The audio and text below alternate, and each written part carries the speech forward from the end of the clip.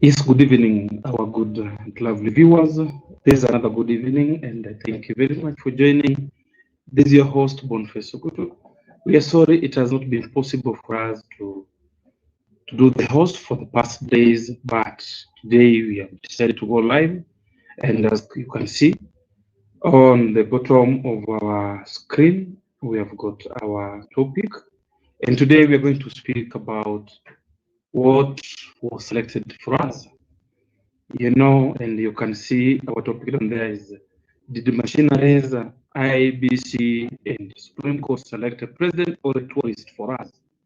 Because the reason why we are asking that question, the person we are having at the helm of the power has turned to be a tourist instead of working for us. So that is going to be our topic today. Feel free to join, feel free to use our comment section in commenting, feel free to join our live conversation. I'm going to share our link with you so that you can use the link in joining us. And I believe and know that we are going to be somewhere. We have Eric Dedon. We are still strong with Baba. Still, there is hope. Yes, my brother, we have hope, and our hope is alive. Remember today, Baba said when he was at the Jivanjigedin, when he did a visit the Bunge la Wananchi, when he was invited, and he said it nicely that it's not yet over until it's over. So it means that our hopes are still more higher. And I believe and know that soon we are going to be somewhere. So for our good viewers, our good listeners, wherever you are, you can join us, and please thank you very much for those that have joined, and you can share our program. Kindly share with your friends so that we can give them the opportunity to join and the opportunity to be together with us. Um, we are heading to a month since the current president was sworn in, and we can count countries that he has toured so far. Let's say he has toured UK, he has toured US, he has toured. He was back. He went to Ethiopia. He was back. He went to Uganda. From Uganda, he went to Tanzania. Now you ask yourself a very simple question, Rob. Are we having a tourist as a president, or we're having the president? Because if you ask me, I will tell you that anybody that goes at the helm of the power, he first of all goes much more deep and down to see on how he can organize the government, his government. You know, you only organize a government, and the government, you come up with policies, you come up with a lot of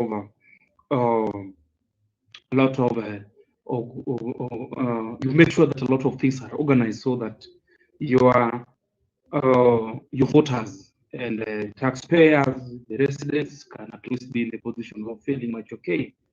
I can see we have Shadi Wilba watching. Thank you very much for watching. Kindly share our platform, share our program with your friends, with your contacts, with your family, so that at least they can be in a position to watch and share their views with us. You can use our comment section. At least you write something. If it's a question, we'll see on how we can answer. And remember, on YouTube, we are called Azimio Inawezekana Raila TV. In Facebook is Azimio Inawezekana, Azimio Stroke Inawezekana for Raila the Fifth. The person that we're having today as the president has turned to be a tourist. The reason why I'm saying this, he has done best in touring other countries more than sitting in his country and coming up with the best of policies, best policies that can at least make sure that we have enough food, because we can see that there's a drought all over in almost, let me say, almost each and every county. Because if you ask anybody who is living in Nairobi today, will tell you that he's broke. He doesn't have money to buy food. He doesn't have food to eat. So you go to CIR, people will tell you the very same. You go to Kilifi, they will tell you the very same thing. Taita Taveta, you go to Isiolo, so you go to Narok too. So there's drought across the country. what I was thinking, that this president could have much more sit himself down, prepare himself, come up with solutions. Yeah, solutions on how at least we can have the reduction of fuel, much more going down, a reduction on price of unga, reduction on price of electricity, reduction on price of commodities and everything. Our brother, I'm watching from Lorende Bungoma, thank you very much. Karibu, musisahau team Tangatanga. Margaret Sirari, karibu sana. If you are thinking to Tangatanga, I would love anyone, be it you're coming from Tangatanga or you're coming from Azimio. I would love you use the comment, uh, you use our link on the comment section to join us, so that at least we can be in a position of at least we hear from you too. What I was saying is that I was expecting this government at least to go much more deeper into seeing that things have been worked on, things have been arranged. You know, today we have Aaron Moja watching from Mombasa. Keep it up, brother. I love what you're doing. Thank you very much, my brother. Be blessed wherever you are. Thank you very much. And you can share our program, you can share our video, our live with your friends, with your family, with your contacts, so that at least you can give them the opportunity to watch too. What I'm saying is so simple. Today, if you look at the country that we are in, you will understand that a lot of things are not going right. We have a president that has got the president, including his deputy. The only time they have is a time to go to burials, to go to churches. They have turned this country to be a church country. And I'm telling our people, take it as a warning. In a span after end of this tenure, after end of this term, this 5 years, we'll come to realize that almost 3/4 of this country will be in trouble. Why? Because we have those that are pretending that they're deputy Jesus more than anybody else in this world, and through that they are going not to work because they are trying to utilize church. Yeah, they're trying to bring church before us so that we can see that, you know, we are a prayer nation. We have a president and his deputy that are so much into prayers that nothing can go wrong. And I want to tell you something. That these two duos, they are nowhere that they are going to take this country to. You remember the first day I started asking the very simple question of where are we heading as a country? And at least wherever you are sitting to tonight, at least you can see it from your end. You can see it that where we're heading as a country is nowhere. And that is the reason why we are asking a very simple question tonight. Why did Machinaries? I know you are going to ask me, who are these Machinaries? I'm talking about Kamago, Jose Kamago, and his co-criminals. Jose Kamago, the I.E.B.C, that is Chair Chebukati, the Supreme Court Chief Justice, and the 7-bench judge. Why did they do a selection of giving us a tourist instead of the president? That is what is up in my mind. I can see our brother Nicholas Otunga, Tusha Shanga.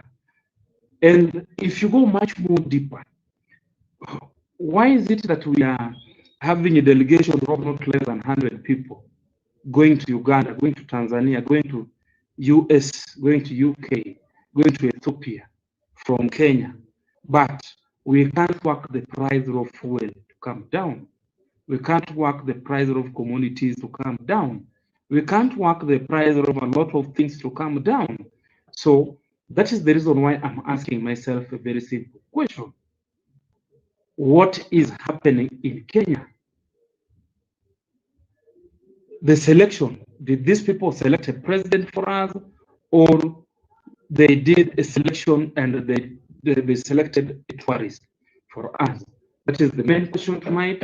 But in my opinion, I will tell you for a fact where we are heading as a country, is not right. Is not right 100+%. you can see the two duos. When the president is away, his deputy is out telling people how he was arrested. I don't know, taken to DCI headquarters, slept at Gigiri for 2 days, 2 nights. And I've been asking myself, what if Gachagua or Ruto were the people that were taken to jail without not taken to court and were jailed for good 9 years? Wangekuwa wanatuambia nini leo? Because the right honorable Raila Amolo Odinga, my president, aliwahi fungwa miaka 9 gerezani, na hata akiongelea juu yake anaongea kama anacheka, sio kama he doesn't put it out when he's talking as a threat. But you can see Gachagua telling us that, you know, I was arrested on Friday. I don't know, I was taken to DCI headquarters. I don't know, I slept at Gigiri for 2 nights. Are we in campaign right now? Is that what we should be? He should be telling us. These are very simple questions that we are asking. Because if you go much more deeper, you will come to realize that what right now the two duos could have been telling us that, you know, the price of unga is being worked on, and we have reached a point where what we are doing in a span of next 2 coming days, or next 3 coming days, the price of unga will come down. We are working on the price of fuel. We are working on the prices of electricity. Actually, let me tell you, if today the so-called Ruto can decide and work on the prices of fuel alone, I'm telling you, the price of unga will come down. And before even the price of unga coming down, actually they promised that their first day being in the office, we were supposed to have a unga that was supposed to be going at 70 shillings. I don't know if it's there. I don't know. I can see my brother Aaron Moja is saying, I wonder why he is not traveling to Saudi Arabia to rescue Kenyans who are currently breastfeeding dogs there, since is good in touring other countries. I wonder too, my brother. And that is the reason why you can see we are asking a very simple question. Those that selected the president for us, did they select? Was the selection done on what merit? Yeah, what way did they use in doing the selection? Because the person that was selected for us as a president, the only thing that I've seen good and best coming out of him, I've only seen him touring all over. He has been a tour. He has taken. He has been at the verge of touring other countries, and is best at doing it. And that is the reason why I'm asking myself a very simple question: was the selection done? And after the selection was done, did they select a tourist for us, or was it a president? According to me, these people did a selection of a tourist for us, if I'm not wrong. So up to where we have reached, kindly feel free to share our program. Thank you for those that have shared. Thank you for those that have commented so far. But I would request and urge you, kindly feel free to share our program. Feel free to use our link in joining our program. It's so much more easy. And after you have joined, I believe and know that we are going to be in a position of conversing together.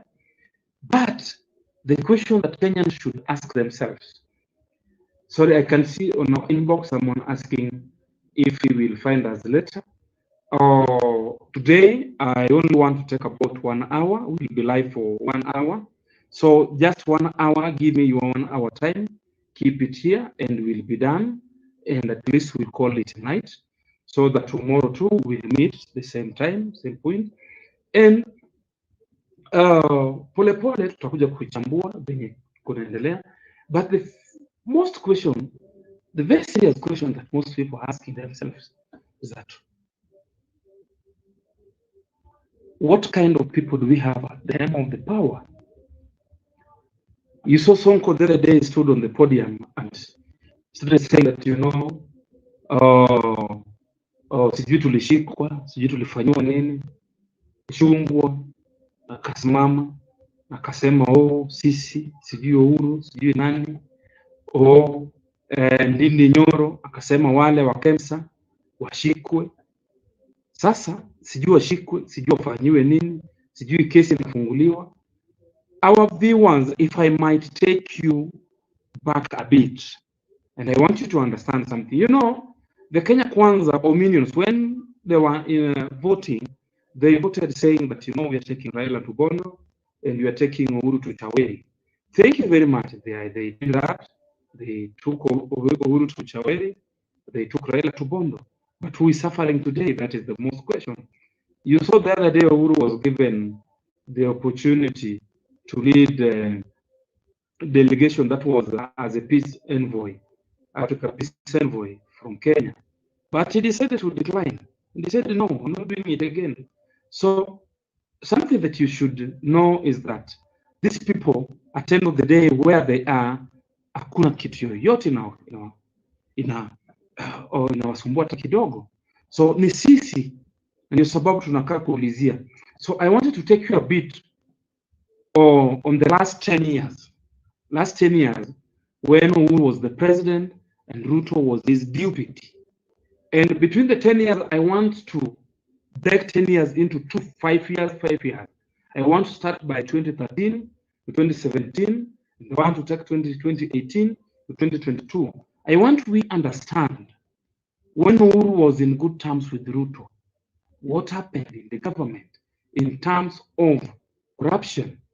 When Uhuru was not in good terms with Ruto, but he was in good terms with the Right Honorable Baba, the Right Honorable Raila Amolo Odinga, my president, what happened? That was between 2018 to 2022. Kindly follow this with me. Number one on top of the list, that is from 2013 to 2017. We have the first scandal was NYS 1, scandal 1, where the country got a shock when we got an amount amounting to 0.79 billion that vanished in the thin air. That is scandal number one. Scandal number two was NCPB. Main scandal was 24.9 billion. We're talking about Kenya shillings that vanished in the thin air. Number three was NYS scandal 2. We lost 9 billion. We have Hafia House scandal, that is number 4. Scandal number 4. 5 billion vanished in the thin air. Scandal number 6. We have the Chicken Gate scandal. We are talking about Kenya shillings 59 million that vanished in the thin air. That is 2013, 2017. We have scandal 7. We are talking about Eurobond scandal. We're talking about amounting Kenya shillings amounting to 215 billion vanished in the thin air. We are getting to scandal number 8, the SGR, 100 billion vanished in the thin air. We are getting to scandal number 9, the Hustler jet scandal. We are talking about 0.1 billion. That is 100 million vanished in the thin air. We have got scandal number 10. We are talking about the current land scam. We are talking about 8 billion Kenya shillings vanished in the thin air. We are talking about scandal number 11, Aror Kemwarer Dam. We lost amount amounting to 63 billion that vanished in the thin air. Let's talk about JK Green Terminal scandal. That is, we lost about 656 billion, money that vanished in the thin air. Scandal number 13, we have got Kenya Power scandal, 2 billion vanished in the thin air. We have got number 14, we have got fake firearms deal scandal, 39 billion. And you can remember these scandals. We have got scandals that including people, officers of the forces and services and the service in our country, got murdered. But that is a topic for another day. The fake firearm deal scandal, 39 billion, vanished in the thin air. Scandal number 15, Moi referral hospital scandal, 28 billion, vanished in the thin air. We have got number 16, scandal number 16. We're talking about Kenya Power, KPL scandal, 2 billion, vanished in the thin air. Scandal number 17, Itare Dam scandal, 34 billion, vanished in the thin air. We have got scandal number 18. We have got fertilizer plant scandal, 23 billion Kenya shillings, vanished in the thin air. We have got scandal number 19, Ruai sewage land scandal, 3 billion, vanished in the thin air. We are talking about scandal number 20, the laptop tender. Scandal number 20, laptop tender, 24.6 billion Kenya shilling, vanished in the thin air. Scandal number 21, NSF housing scandal, 5 billion, vanished in the thin air. So let's stop up to that point. That is between 2013 to 2017. President Uhuru was the president then. William Samoei Ruto was the deputy president then, the most powerful, number 2 in the government hierarchy. And the total looted money in Kenya shillings was 648 billion, the money that vanished in thin air. So now let's take the second segment, which is between 2018 to 2022.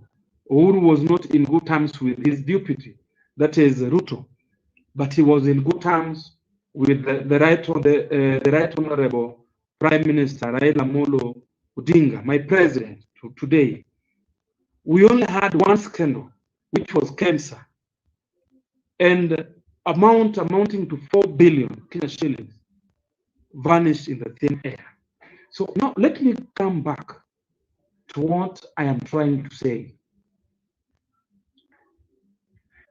You know, there's no need for someone to start taking us in circles by telling us that, you know, we will sue, we will make sure that people that ate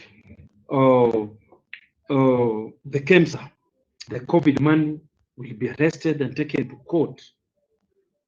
And you know, the people that, I want to get this clear, the people that taken, that, you know, the money that got lost between 2018 to 2022 was 4 billion. It's money. I'm not saying that it's not money, it's money. But between 2013 to 2017, yeah, 648 billion that vanished in the thin air. Why is it that we are not talking about this money that has not been recovered up to date? And you know, the so-called president, Mr. Tourist, actually, if you count, if we go back and start by counting most of from number 1 to number 21, the scandals, you will find that half of the scandals, Mr. Tourist is part and parcel to it. He got involved directly. So, if at all, Dini Nyoro wants to tell us, Gachagua wants to tell us, anybody from Kenya Kwisha wants to tell us that they're going to take people to court, I think you should start by reporting yourself to that court. Thank you very much. I can see we have a lot of comments. Let me read them, then we proceed. Huyu Morio amepata ndege ya bure, so ana misuse public funds indirectly. So what I enjoy 2027 sio mbali. Thank you very much, my brother.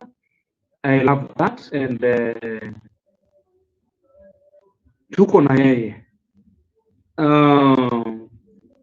We have one here, watu wa Azimio, machungu acheni, acheni machungu. Uhuru amekuwa kwa kiti, mlikuwa mnakimya, wakati huu mnaongea zaidi. Kumbukeni hatuna na la kufanya, kiti cha urais kilienda sasa. My brother Jeff Erunzu, hakuna mtu mwenye yuko na machungu. Sisi ni ukweli ndio sisi tunasema. Tuko na Ana Mbuku anasema ask you about the presidency position. We are talking about corruption, leaders, murderers, fraudsters, thieves. Ana Mbugua, if you never asked this, we have those that asked. So I think that you are answered. We have answered you, Mfalme JM. They must be accountable. Thank you very much, my brother. Kevin Owino Hana anasema Kenya needs to do something. Corruption is high. It's all right. My sister or brother Immaculate Kuto. My sister or brother, I think you can see the link on our comment section. You can use that link in joining us, because I would love you answer some few questions from us. So I don't know if this is your question or it's let me read. TNA okay, TNA kwa mpigo kuambia Azimio bara wajazimia vizuri ya leo watakufa ile ya ukweli. Pia mtakuwa Sheruto bado ataongoza hadi vision 2030 2047. Hawakuwa ready. Chukua TNA, I don't know, box empty quote. Kindly write something that at least we can understand and read, because you know it's something that we do read it out for our viewers. Thank you very much for those that have joined. Kindly feel free to use the link on the comment section in joining our live, so that at least we can be in a position of discussing with you, and at least you joining our live conversation. And remember, you are free to, you can share our program with your friends, your contacts, and your family, so that at least we can give them opportunity to at least watch too. So let me go back to what I was saying. Where we have reached as a country, the price of fuel during the campaigns, Mr. Tourist Ruto told us that the price of fuel was to go lower. I've not seen that. Instead, it has gone higher. The price of Vunga was supposed to be 70 shillings. I don't know if our brothers from Kenya Kwanza are buying it at 70 shillings. And if anyone is buying Unga at 70 shillings, kindly let us know, so that we can join you in buying that Unga from the shop that we are buying it from. If today, if you use your 500 shillings in buying token, you get half of what you used to get. You go everywhere. Prices from almost everything have been hiked. Reason being that someone called the president decided not to be at a position of coming up with the measures on how a lot of things can work for our country. Instead, he has decided to make sure that we are at a position, and actually let me tell you something, our viewers. You know, it's like this gentleman, he wants to turn this country and everyone in this country to be a better, which I think should not be the case, if I'm not wrong. Why is it that today you find yourself in another country, tomorrow you are in another country? What is happening, Mr. Tourist? Yeah. So you see, our topic today was very simple. Did Machinery, I.E.B.C, and Supreme Court select a president or a tourist for us? Because if you ask me, I don't know if we are having a tourist or a president. And the reason why I'm asking myself this question, and I've decided to put this question across, is that the country that we're having today, we are having a country where a president flies in with the delegation of not less than between 100 to 200. He gets in one country, he heads for another country before even coming back to his country. He prepares to go to visit another country until you ask yourself, and remember the price of fuel, where it is, over 150 shillings. Yeah?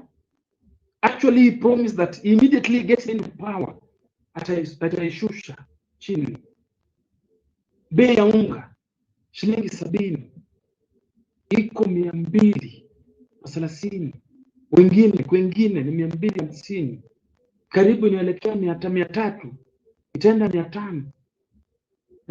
Unga ya ugali. Yeah, you know,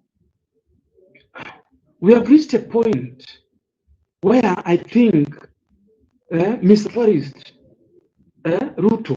William Ruto imefika ile nyakati yenye nafaa achukue kalamu na aweke wakili wake chini and tender resignation, aseme mimi kuendesha nchi inanibalaa kwangu na inakuwa ngumu, inanishinda, so that those that have got experience on how to take this country to another level can take over.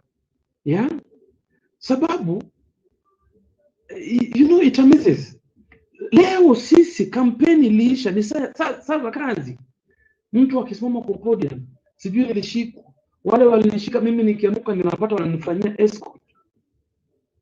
Mr. Gachagua, who told you that you're still campaigning? You're not campaigning.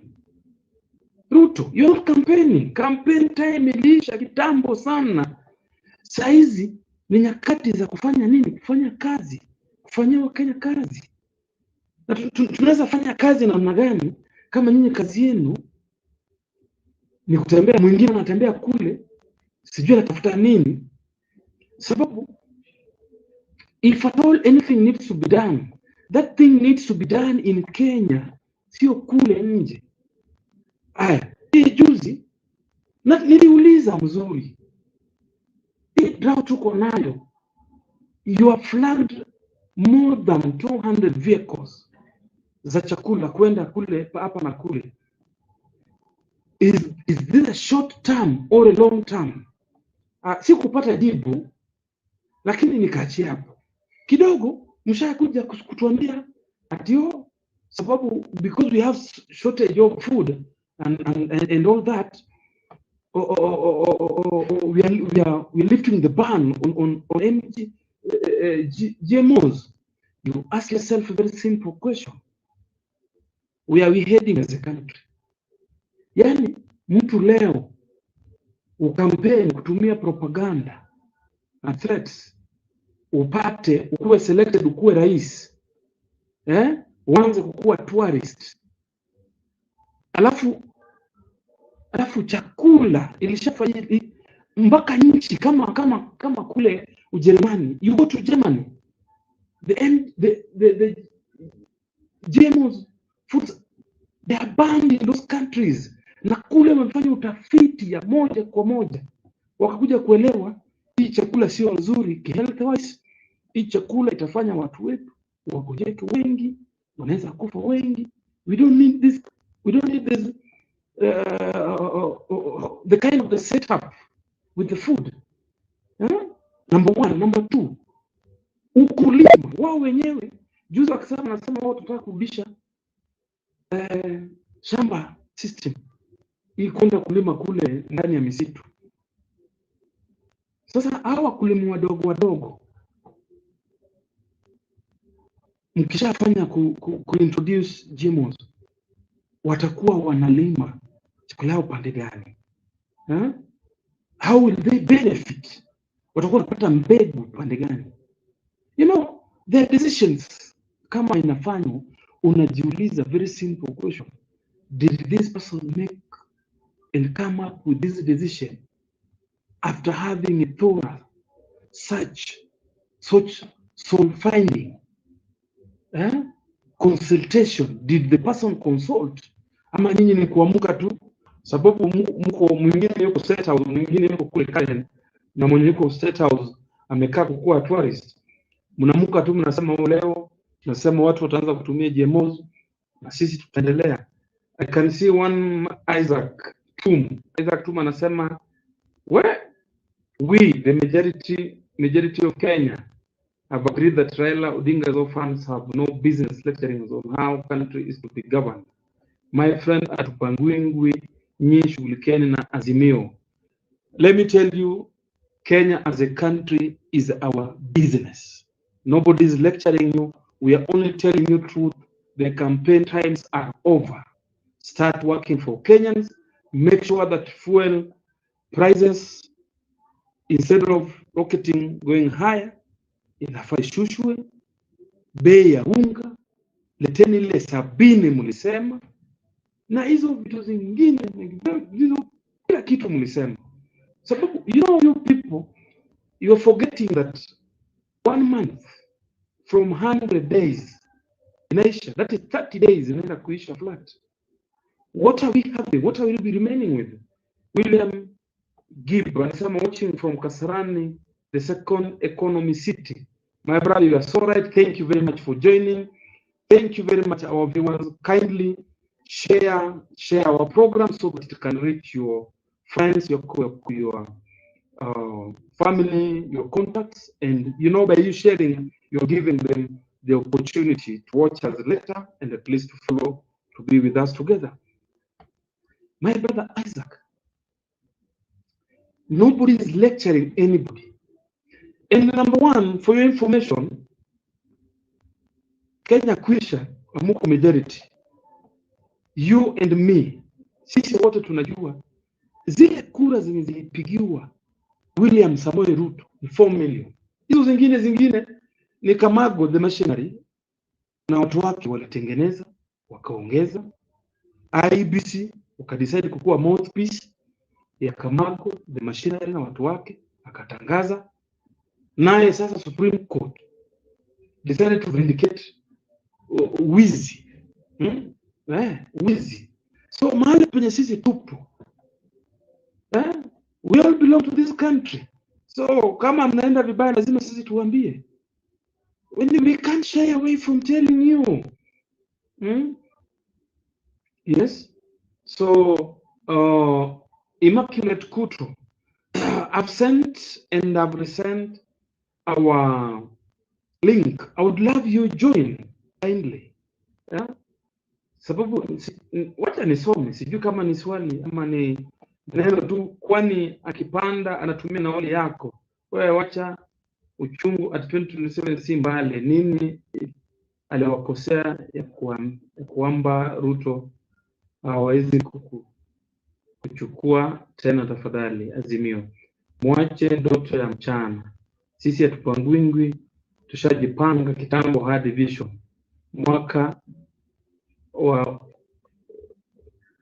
keti chini tena, msisahau tena, mkae mkijua kuna vijana, kuna kijana yake mwenye ni lawyer, my friend, lazima pia lawyer awe rais.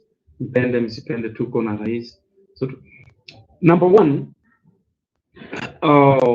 my brother or sister Kutu, one thing that you need to understand, Ruto akipanda mguu yake kanyaga tu ndege papo.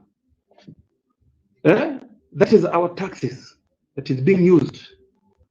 So tafadhali, I think you can edit your comment so that it can look out, it can come out lovely.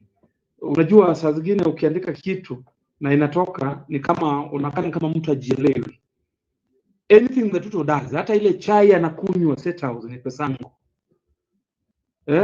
Ruto tissue inatumika kule State House, it's my money, it's not his money. So we have got a right to question. Tuko na huru kuongelea juu. Once you become a public servant, public officer, you don't have right over your own life. That is the reason why we do question. Na ndio sababu unaona kama 2013 2017 kulikuwa na kitu inaitwa corruption ya hali ya juu kabisa. Naye Mr. Tourist ndio alikuwa na lead katika hizo corruption. Kama ile ya NCPB, that is scandal number 2. Tukienda Galana Kulalu, tukienda Chicken Gate, was part and parcel. Eurobond was part and parcel. SGR alikuwa 100% plus. The Hustler Jet scandal, the current land scam. Tukienda Aroro, Kimwarere Dam, tukienda Kenya Power scandal, tukienda fake firearm deals scandal, Moi referral hospital scandal, tukienda KPL scandal, Itare Dam, fertilizer plant scandal, Ruiru Sojes land scandal, laptop tender. Tutaje gani, tuache gani? So unajua kama tunaongea na tunaweka ukweli kadogo ndani, inakuwa ni afadhali. Sitaki kusikia mshenee Azimio yeye kubali mshindwa. Sasa ushindi gani mnatumia machinery na mnatumia court na mnatumia I.E.B.C. Tuko na Sandra Blake anasema thank you very much, anasema Immaculate Kutu, you are so mad for nothing. Ushuru ni yetu, anatumia thank you very much for kumfundisha, at least ashaelewa. Either way, enjoy gastronomia sisi wote. Sukari 380, I believe that is 2 kgs. Imetoka shilingi ngapi? Kafika shilingi ngapi? But apparently all that matters to you in Kenya kwisha, and Azimio uko na kasoro. You know, one thing that we need to understand at some point in life, where are we heading? Tuko na Azimio. Guchu Alex, my brother Alex, thank you very much. Karibu sana. Anasema government of Satan. My brother Alex, the link is on comment section. You can join the conversation so that at least you can share with us your idea and what you think and what you feel. And I've sent the link. You can use the link in joining us. Thank you very much, our viewers, for those that are watching now, for those that are watching, and those that are going to watch us. Kindly continue sharing our program, and you can equally subscribe on our YouTube. You go to YouTube, our name is Azimio Inawezekana Raila TV. Azimio Inawezekana Raila TV, that is in YouTube. Kindly subscribe. You can watch us from YouTube too, and you will appreciate it. So mahali tumefika, ukisikia mtu anasema ati kwani hiyo ndege alipenda na nauli yako, nani? Member of Parliament, gari anakimbia nayo ni pesa yetu. Nani mwingine? The county assemblies usually walipewa grant, that is our money. Senator, governor, president, deputy president, minister, nani mwingine? Shingi wanatumia, tishu wanatumia kwa nyumba zao, that is our money. So ukisikia mtu anaongea kama mwenye ajelewi ati kwani hiyo pesa ni yako, hey my friend, pesa kwani ni ya nani? Kama swetu ni nani? Mahali tumefika kama nchi, hatuwezi kuwa na mtu anaitwa president and the only best he can do is to tour. He has become a tourist. He's touring. Juzi ameenda kuona dead body kule Ulaya, dead, mwili amebeba majamaa hivi wengi, ndio delegation ya karibu watu 100, watu 200. Alafu jambo la kusikitisha sana, wakakuja wakarudi kwa basi moja, watu madharau ya hali ya juu sana. So embarrassing. Basi moja hivi unaenda kuona mwili ya mtu amekaa, alafu mnaekwa kwenye basi moja. It doesn't make sense. Ndio hiyo kaenda kule States, sijui kuona nani, hatukatai, ulishaenda ndio, Ndio hiyo kidogo, ndio hiyo kidogo. Oh, umerudi sijui mara ndio hiyo huko Ethiopia. Ethiopia ndio hiyo mara sijui huko Uganda. Uganda sijui ndio hiyo mara huko Tanzania. Mr. Ruto. Kwani hiyo siku yote hata ukiwa deputy president si ungetembea kidogo my friend? Ndio sasa leo because you are campaigning. And this is the reason I've been telling people that the gentleman was campaigning using propaganda. But saizi sasa the people that selected you, they did. You are the president today. Why don't you start working for us, we Kenyans? Tuko na Immaculate Kuto anasema unachoka wewe, kazi yenu kulalamika kila wakati bure, instead ya kusonga mbele mnarudi nyuma kila siku. Hiyo kweli uko na ujinga mwingi. Saa zile mnaongea kwani mko Kenya gani kama hamtaki ruhusi? Mwame mwende US bado. Utaongoja sana. You will wait. Hiyo ni ndoto ya mchana. Utaongoja sana tuhame Kenya. Lakini sisi 100 days, first day liisha, first week ikaisha, tukaingia. Sasa ni 100 days. 1 month ndio yetu tumegonga imelala. Nothing at all imefanyika. The only thing, actually there's something that Ruto has done, Mr. Forrest has done. Kuongeza pesa ya fuel imepanda juu, akaongeza pesa ya unga, sukari na hizo vitu zingine. So up to this juncture and point, you ask yourself a very simple question. You will become a tourist until when? Thank you very much. I can see we have joined by our brother Eric. My brother, karibu sana sana. At least let me give you the opportunity to say a word, one or two, then we'll proceed. Kindly carry on. Thank you, Mr. Ogutu. Imekuwa siku mingi. At least I can see now the show is back, and it's very well. Let me just say hi to everyone who is watching, and I'm really grateful for the day. Having a good day, it's not a joke. It's God's purpose. So thank you so much. And I can see the topic today is about the president or the tourist. The point thing I want to say here is this. Ruto, the first thing Ruto wanted to do is to show the world that he is the president. That's why he decided to go around everywhere to show the world that he is the president. And you should understand, even till today, Rigathi Gachagua normally keeps saying he doesn't believe that they are in leadership. Till today, and it's that days, he doesn't believe. So these people, they have been in honeymoon, and they didn't want to show the nation and the world that I'm the president and this one is the deputy president. And that's why you see everyone is pulling on his side. Ruto anaenda pande hii mambo zake, Rigathi Gachagua ni anaenda pande hii mambo zake, because they really want to prove that they are in leadership. And 100 days is very few days. Now already that days is gone. Well, I've done nothing.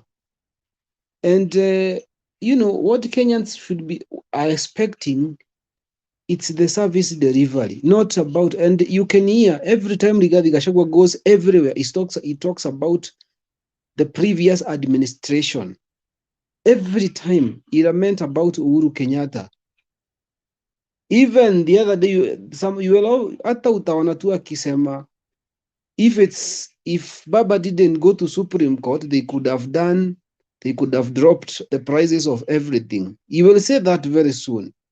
Baba is the one who made them not to make things go down because he went to Supreme Court. He will say that because they got the government and they didn't know how to run the government. So they are trying to touch here, there, to see whether things will realign. And, we still have a long way to go. We still have a long way to go. And as it was said before, I'm telling Kenyans they should expect these 5 years, it will be a campaign season.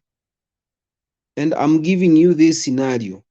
Wait the CS get appointed, they start working. The first thing they will be doing is the politics of what was happening. Now we are the one who are in the office, all this and this. They are with previous administration, blah blah blah. And you know, when today Baba, I saw Baba today, and I think it was impromptu. I saw Baba today meeting the Bungara Mwananchi. Do you know everybody was asking, aya, kumbe Baba amekuwa tu area. You understand? And people can see they can have hope when they see Baba. When they see Baba, they have hope because they know Baba will just talk what it takes for Kenyans. But if Baba doesn't talk, people will start to say that he has been paid by Ruto so that Ruto do whatever he wants. If he talks, things will go a different way. So I don't know. And what I could say is that let us remove Uhuru and Raila in this topic, in this government. The government belong now to Ruto and Gachagua. Let that's two of them deliver the services, deliver the promises they gave to public, to hustlers. You know, I'm saying to hustlers because, there is one thing. Ruto and Gachagua, especially Ruto, it's an opportunistic, someone who can do anything to get what he wants. So, and already he has the power now. So you cannot say anything. You as a hustler down here, you cannot say anything now. Ruto is the one to do whatever he want to do. And I would like to ask, today he was talking ish about NSE. Do you know how many people understand how NSE operates? The hustlers, Ruto used to say they are hustlers. They don't even understand how NSC operate. Because one thing, you cannot go there to invest 1,000 Kenya shillings. Hustler will just get 500 per day, 300 per day, 1,000 per day. And that 1,000, Bob, is the money that you want to use for food, for transport, and to pay your bill. Do you think you will get enough money to invest in NSC? Let me tell you, this government is for rich. That's the point people should understand. Another thing, Ruto still will go around. In the last 30 days, he has done 5 trips. 5 trips. Since the day he has done just at least 5 trips. He was in Ethiopia, he was in Uganda, he was in Tanzania. At least he has gone a lot of trips. So once you see such movement on a head of state, first thing, know that he want to prove that he is the president of Kenya. He want the world to know. So people should understand and know that Ruto na Katsagwa wanataka kufeel. It's a matter of time. Maisha itawagonga, waone hakuna haja ya kwenda hizo safari. Unajua wananchi unyamaza tu, wanawapimia mtu, wanakupimia, wakati the public will start talking. Ruto atakuwa anafikiria kuingia hiyo ndege aende US, anakosa time. And let me tell you, Mr. Ogutu, do you know flying the Air Force One from Nairobi to Kisumu the other day, Gachagua used it. Do you know when Uhuru was in the government, I didn't see Uhuru using that plane much because he normally used it to go outside the country, but locally he used to use choppers because chopper is cheaper to maintain than the jet. You saw the other day Gachagua used the jet. The president was not around, but Gachagua used the jet to Kisumu. With the people, the Kenya Kwanza guys, Akina Sudi, Akina Nani, enjoying in the Air Force One. Let me call it Air Force One. you know, that's the cost of maintaining those trips. It's very high. That's why you normally see Uhuru didn't use it. Uhuru normally used when he's going somewhere outside is the time he used to use it, but locally he couldn't do it because it's expensive to maintain. Sasa wacha tungoje na bado. Unajua on Friday we are getting new prices of fuel. On Friday we Yeah. are getting new prices of fuel. And Mm. I want to see how much we are going to get on this fuel, whether reduced or the price will hike. And according to what it should be, the prices should drop. But for this government, the price will hike.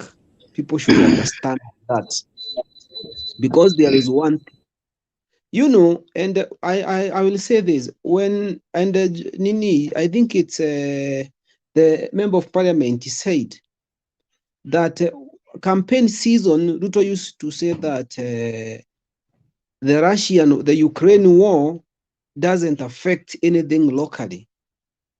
Also, let us tell them now, Ukraine and Russia, they are very far. They are not affecting our economy locally anymore. Let them. I heard the other day Gachagua talking about the Ukraine. Even Ruto have heard him talking about the Ukraine the other day, and I smiled. Nilicheka tu. You can see there is a video I posted about the campaign season when Ruto was saying the government that was there used to copper a lot of money, but for them, they are not going to do so.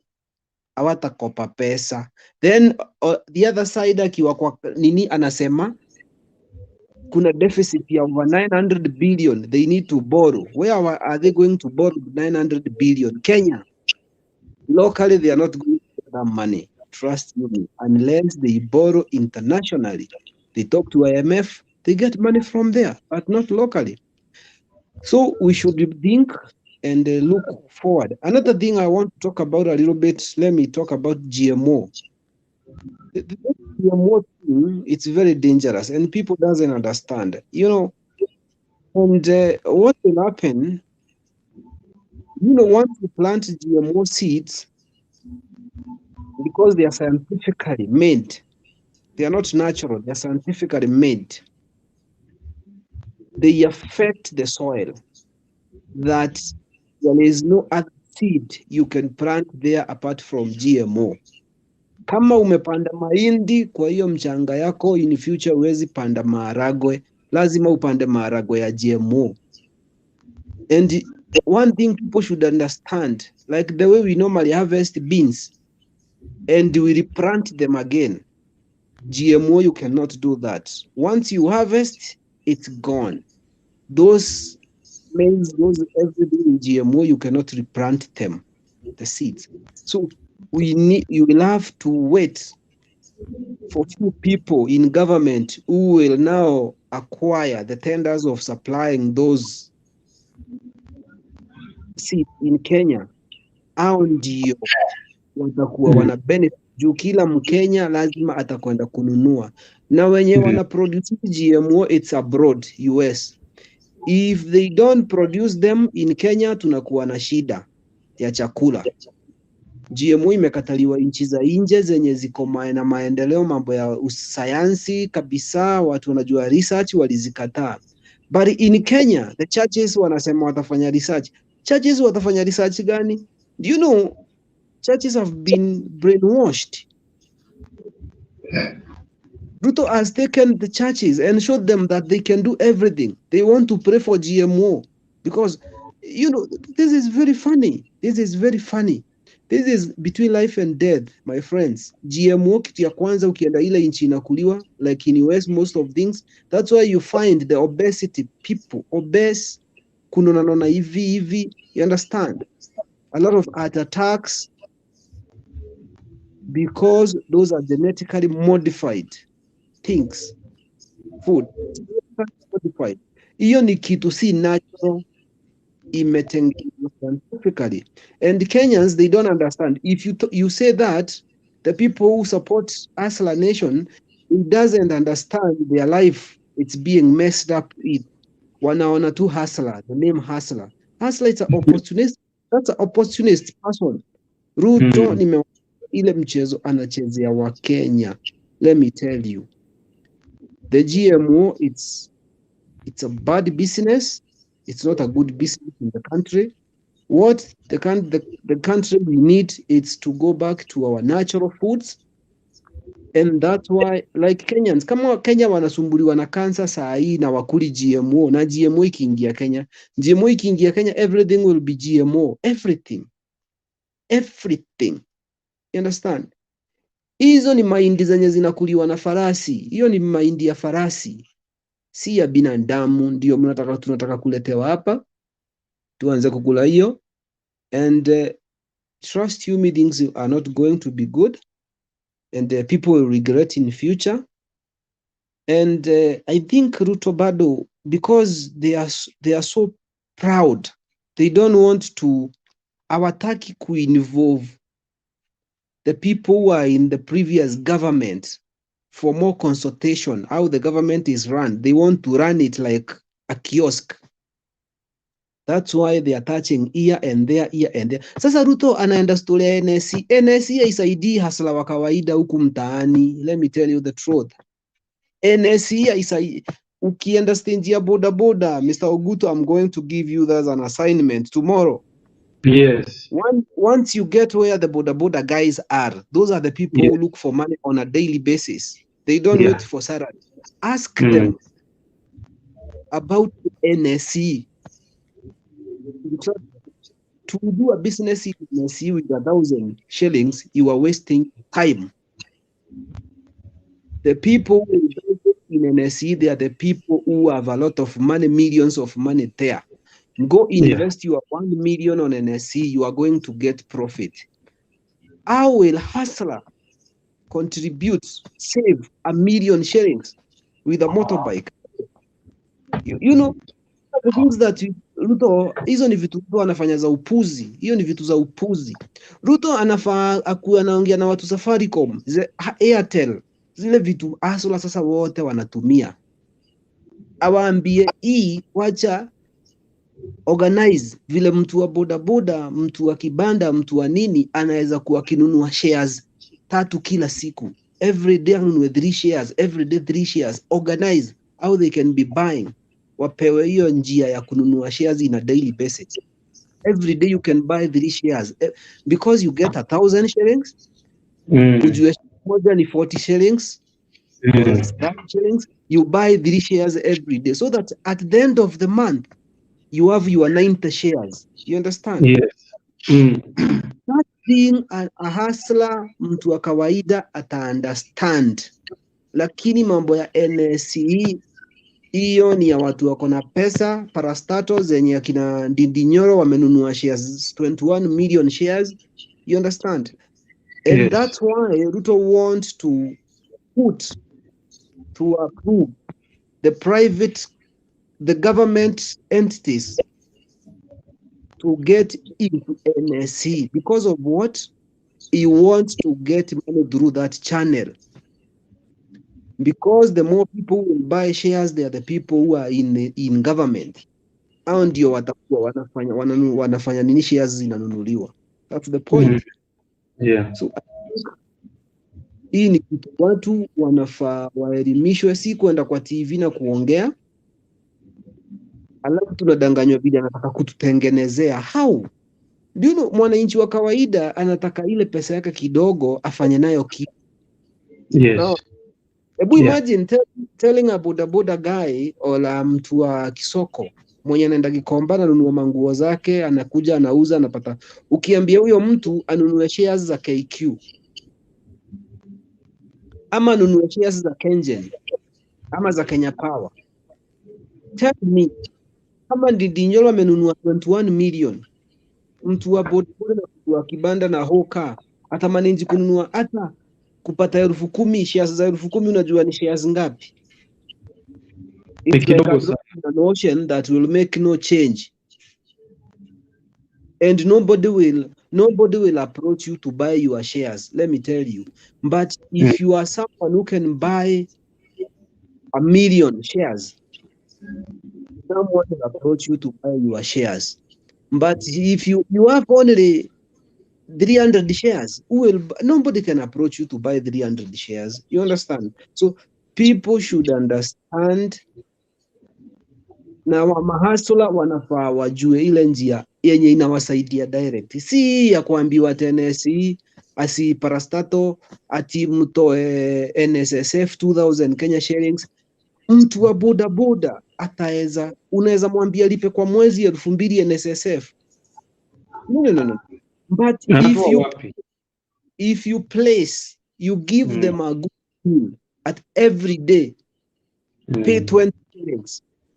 200 watu wamekuwa wakilipa NSSF. Mtu wa boda ukimwambia kila siku alipange 20 shillings, mwisho wa mwezi atakuwa amelipa 600, na hii haitamuuma njoo itakuwa available. Mtu wa hoka haitamuuma njoo 20 bob ni pesa kidogo, ata manage. You understand? On a daily basis. Like the way I normally see people get the phone, then you pay every 20 shillings. And people pay over 5,000, 10,000, 15,000 without struggle. Haiwaumi. Unalipa simu yako na unakuwa na simu. Vitu kama hizo ndizo Ruto anafaambia watu. Apige hesabu, ajue hii watu wanalipanga 200 ndio wanakatwa, na hiyo pesa ni kidogo, na kuwapandishia 2,000 itawasumbua. Wacha niwape solution. Mtu ameajiriwa anakatwa pesa yake once njuu ameajiriwa na government, lakini asla wa kawaida njuu wenye wajaajiriwa ndio wengi, wapewe avenue ya kulipanga contributions zao on a daily basis. 20 bob, 20 bob, 20 bob. At the end of the month, mtu amelipa 600. In a year, 600 times 12. Unaona, huyo mtu kama ako miaka 30, akifikisha 60, atakuwa na pesa. You understand? Lakini kujaribu kuambia asla ati 2,000 mwisho wa mwezi itafika, analipa nyumba 5,000, analipia mtoto shule, analipa bili ya maji, ya stima, na analipa hiyo boda boda yake labda ni ya loan. Niambie huyo mtu atapata 2,000 wapi ya kusave pesa ya retirement? So I think hii serikali hizo vitu inafanya ni PR. Na by the time hustlers wenye wanajiita hustler wajue ni PR, watakuwa wameumia sana, Mr. Ogutu. So I think we as Kenyans who understand a little bit, let us try and educate people who want to listen out there. Let us give them knowledge which they don't have. Who want to hear to get the knowledge, let us do that. I normally do that. I normally talk to them till date. Everywhere I go, I talk to them. I ask them. Nikiwapata tukipiga story na wauliza vitu zingine kama hizo. Unapata watu waelewi. You understand? So these are the things. There is this money market thing.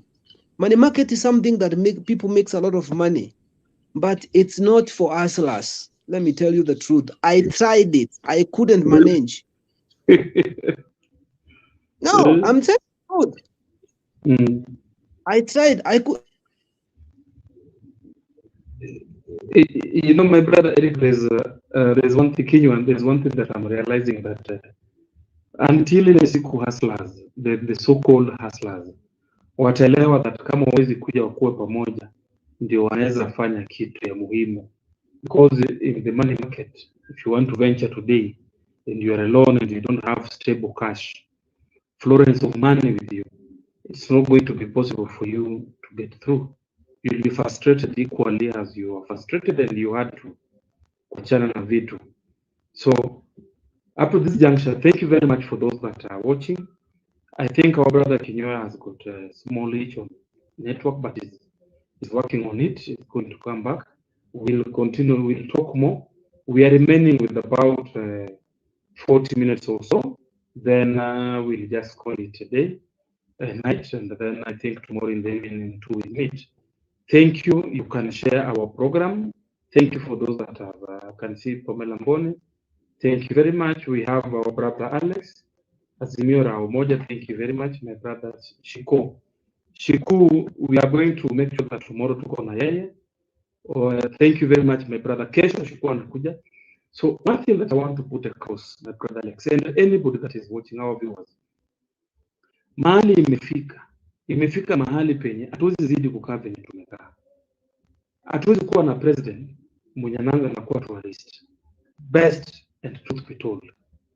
Because if we don't say this, then let me tell you, nobody is going to speak about it. Right now, tungeshakuwa na vitu, mikakati imewekwa. I.E.B.C imepoint, mikakati imewekwa chini polepole. Na hiyo mikakati haijawekwa mpaka sasa hivi. The only best of what we are seeing in drama. This is the Kenya tunaona so far ni video kabisa. Hii tu ni drama kabisa ndio tunaona. And as a country you ask yourself a very simple question. Where are we heading as a country? You hear someone asking you, someone asks that hiyo pesa Ruto anatumia kupanda nayo ndege ni yako. Are we using our minds in thinking? Or some of us have decided to start using their stomach in thinking instead of using their minds. Mahali penye tumefika lazima tuseme ukweli. Kama mtu anajiita rais hawezi kaa chini na akuje na mikakati ya kuendelesha nchi. It's not all about only commodities, fuel prices to be brought down, bei ya unga kurudishwa chini. Lazima, sababu we have a lot of unemployed youth. You know what amazes me that this is the side that when they were campaigning wanasema youth unemployment, sisi ndio tutaangalia tuhakikishe vijana wamepata kazi. Are we working towards that? Vijana wengi watakuwa na mabiashara. Are we working towards that? Au vijana wanakuwa na hizo biashara? Unaenda mahali penye wewe mwenyewe unajua ni stimulus like you ndio kufanya biashara kule. Yeah, because the definition of hustler is equally someone that swindles people, pays people here and there. So if you are a hustler chairman, then you are a swindler too. You are a pimp. So you only go somewhere that you know that your people will the people that will be benefiting, and not now the real people that need to benefit. So this is something that we need to talk. This is something that we need to talk about, if I'm not wrong, and it's something that we have to speak. Mali imefika, Ruto awachane na maneno ya kututembeza sijui kuenda wapi, kuenda 1 month. Fuel, unga. Unajua mimi lazima nitetee unga. Our viewers, mimi unga lazima nitakuwa nasema. Unga kama hizi rudishwe 70 bob. I'm telling you, I'll not have peace. Because in the morning, as the latest in the morning is saa moja na nishakula ugali. Those that knows me knows how I love ugali. Lunchtime ugali. Sasa hapo katikati ndio chai kidogo. Alafu hapo jioni katikati ndio tena uji ama chai kidogo. Usiku before I start this our program, ugali mzuri shatengenezwa iko ndani ya tumbo. So kama bei ya unga isidi ya kurudi chini inaenda kule juu, mimi ni mtu anapenda chai. Among the things that I love drinking, including water, chai is number 1. Sukari ndio hiyo inapanda mlima Mount Kenya, the prices ya sukari. We just need to be realistic at some point. Are we having a president or a tourist? Did the machinery, I.E.B.C, and Supreme Court officials and the goods, did they select a president or a tourist for us? That is our topic tonight. Kindly, you can use our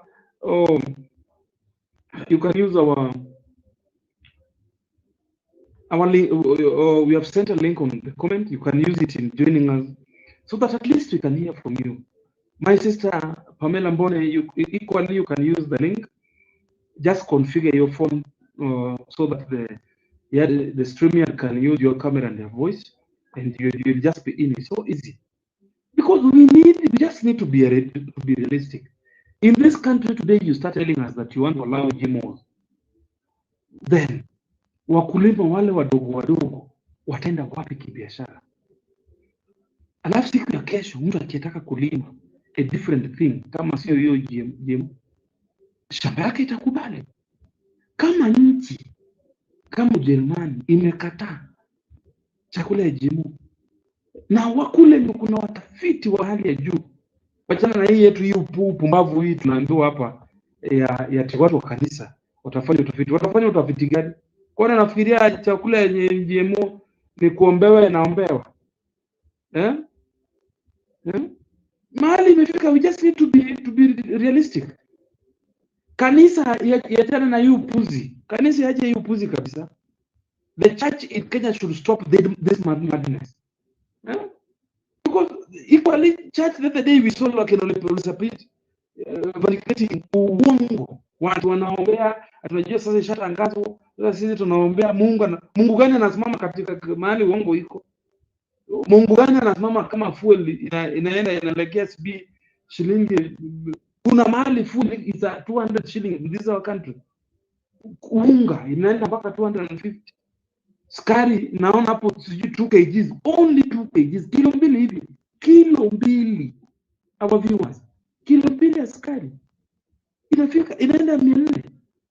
Nenda kufanya nini 400? Alafu sasa sisi tutakuwa tunakunywa chai na gani? My friend Flores, you need to stop this your tourist thing. Even if unataka kuonyesha the entire world that you are the president, but we don't care.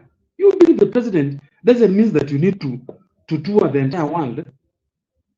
My friend, go sit your ass down, start working, work for us, get to the work, tufanyie kazi. Kuja na mikakati pale, wana biashara. Watu tuko na mafundi mechanics, tuko na fundi seremala, carpenters, tuko na mafundi ya nini, mention them. Let me ask you a very simple question. How will a carpenter survive in this country today? How will a mechanic survive in this country today? You know, we just need to be realistic. If we can't say this, then I'm rest assured that we are all not going to be in a position to speak afterward. My sister Pamela Mbona anasema this, it's true by the way, thank you. The church has selected this serikali. You're very right. Ujaongeza tu hapo akina Kamago, the Machinaries. Akina Kamago goons, akina Kamago and his team, I.E.B.C and goons, Supreme Court and goons. Hapo hiyo tu ndio ujaongeza. My brother Eric, yeah, I've sent the link. Sorry for the itch. I know you're going to come back. Jambo la kusikitisha, kama mtu anapenda ugali, alafu mtu anakuja kuniambia tuna shilingi yangu ngapi ametumia kupana nayo ndege. Don't you realize that the president, hata nyumba anaishi, that is our taxpayers money, and that every budget, hata ile mpaka tissue, mafuta ana, ukiona ati president unasema president siku hizi amekaa kutengenezwa mpaka anakaa mdogo. Pesa yangu ninamtengeneza anakaa mdogo, mimi nakaa mzee, and yet is almost 60 years. Mimi bado niko huku chini 20s, mimi nakaa mzee kumuliko. Hey, our people, imefika mahali sasa watu waache hiyo upuzi. It's high time tuondoke hiyo upuzi ya kutuweka na vitu zenye zifai. Let me face you, anybody that thinks that Ruto is using his money in touring the world, there is no money that is using from his pocket. That is my money, your money, our money. Yeah? Gachagua anaenda mahali anasema mimi nilishikwa. Ulishikwa lini? Wani ulishikwa leo? My friend, sit your ass down. Start working for us. Kanisa, Kamago, Jose Kamago, I.E.B.C na Supreme Court hawakufanya selection muingie kwa ofisi alafu mkuje mwanze kutuambia hii nonsense. My friend, mahali imefika. Stop touring the world. Nobody selected you to start touring. Hiyo kiti sio kiti. If you want to become a tourist, let me tell you, it's very easy and simple. Resign from that seat. Resign today.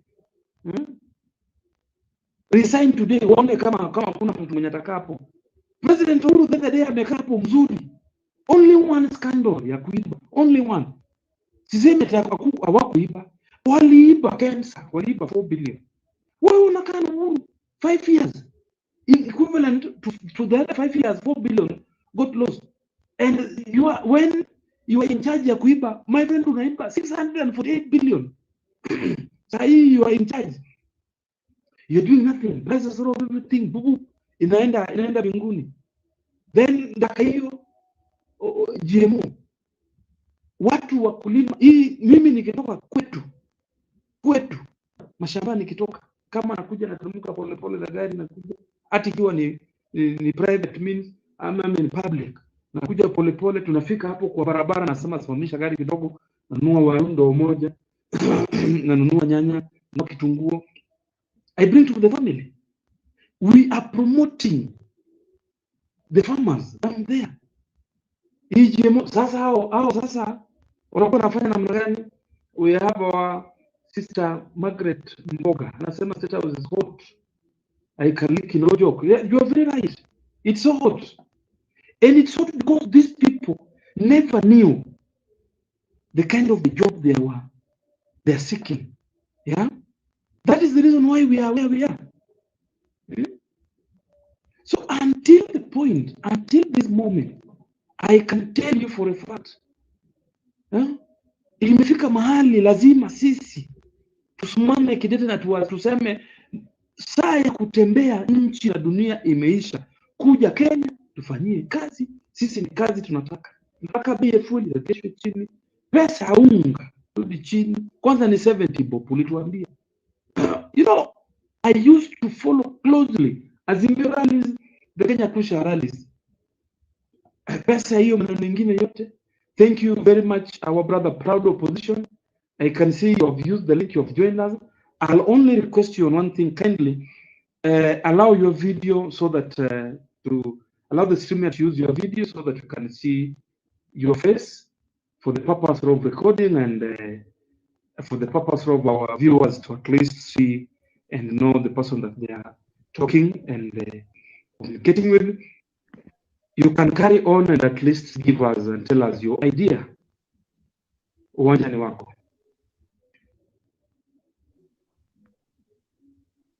Hello, my brother. Okay, my brother. Obutu, this is Shiko. Sorry. Oh, Shiko. Umetafutwa sana. Karibu. I'm a moderator of a certain debate. So I think when I logged in inaleta picha ya nini. Na unajua sisi ni masipo sana. So hatuwezi weka masura zetu huku, kesho unasikia umepewa barua uende nyumbani. Thank you, I know.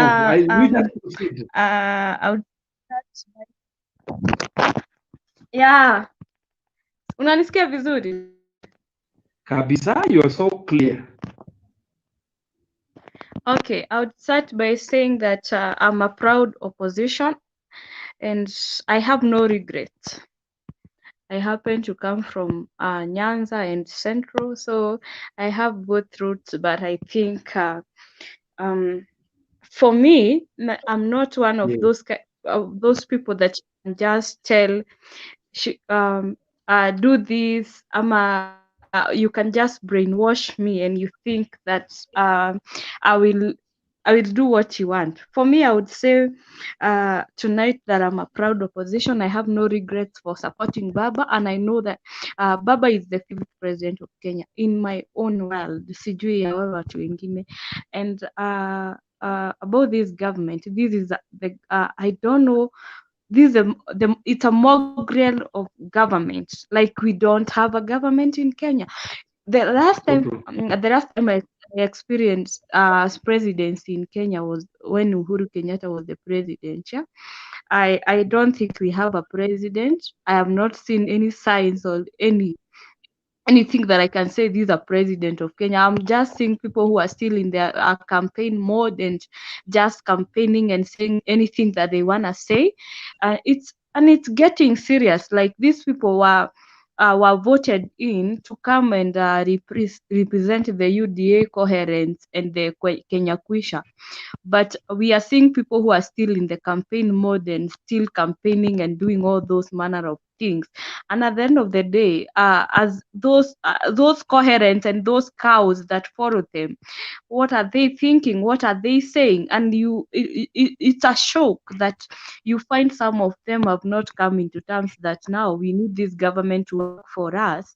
And now they think because they were promised money at the end of the day, I'm hoping from the end of this month, when they go to their account or their M-Pesa, they'll be finding some money that they've been sent by the government, because I think that's their mentality, that now pesa mfukoni means the money will come from the state house of Kenya, and they will be just seeing pesa messages, you have received, you have received, you have received.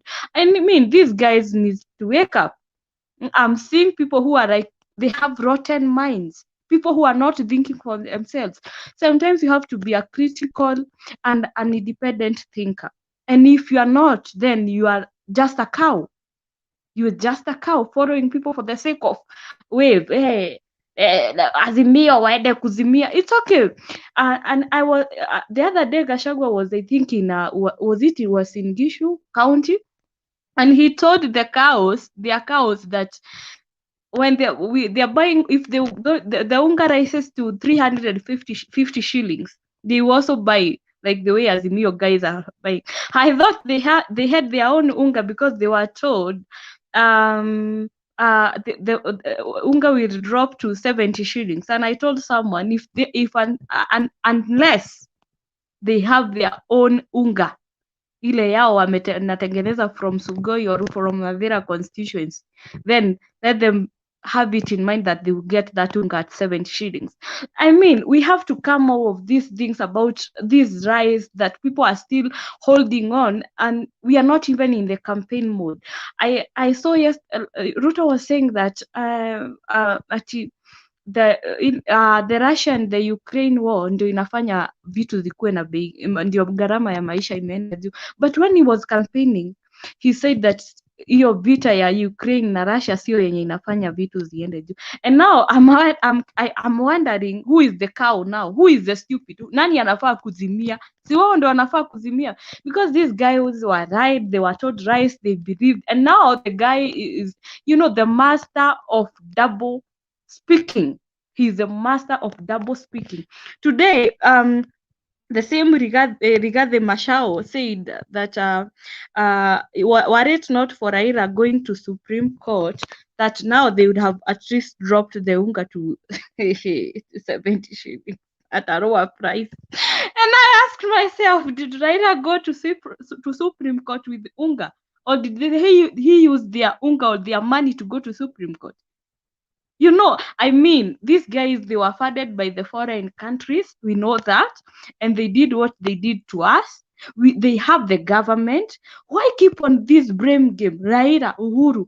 Uhuru is in Ishaweri digging and planting maize. I saw him the other day planting cassavas.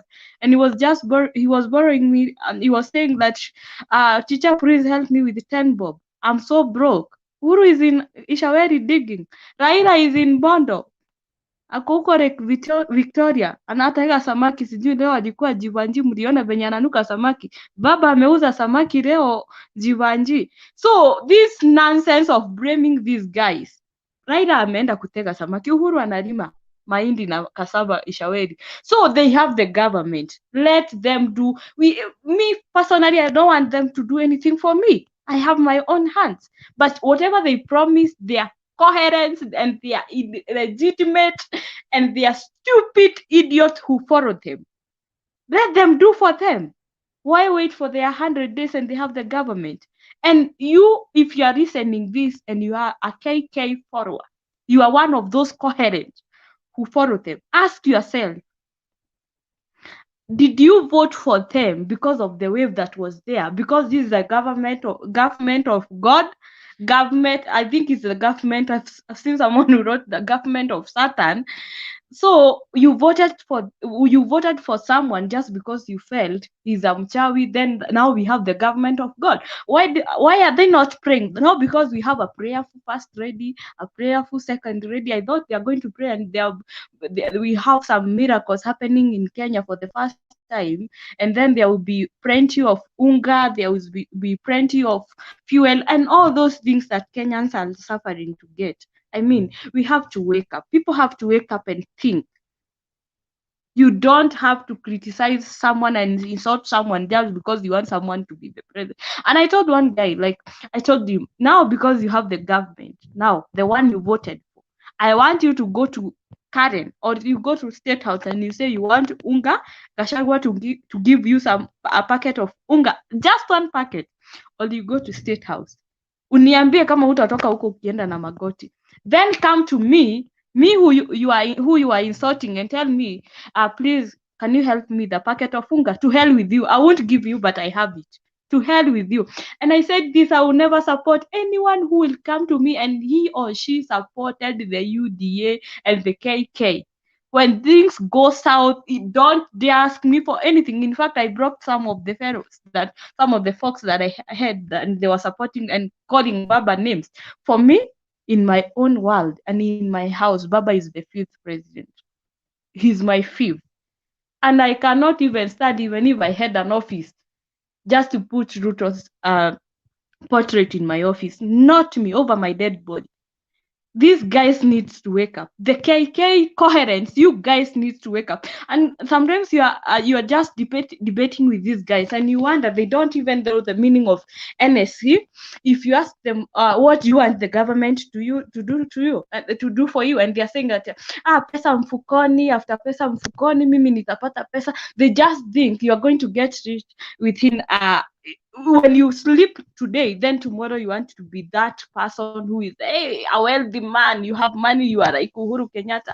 And I was laughing the other day because Moses Kuria wrote something that the problem we have with some people in Kenya, they think that they want this thing of like a magic. You are just getting rich, or like it's a magic thing that will happen overnight or in a month, then utakuwa na pesa, unless you join the wash guys, then that's how you get the easy way that you want. But these guys need to wake up. You talk with them, you debate with them, you can't even have a constructive, or yani unasikianga venye mnaongea na mtu, unasikia that person is reasoning. You can't have any reasoning debate with these guys. You wonder what is in their brains. You wonder whether they have brains, but they have the head, but they don't have brains. Makachie. Yeah. Chico.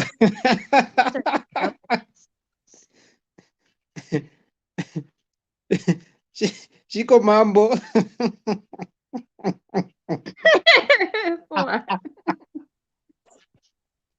You are the best. At least now I'm off the hook. Chico, I'm off the hook from Alex. I've been on hook for a few days, even today. Now I'm off the hook. Let me say this.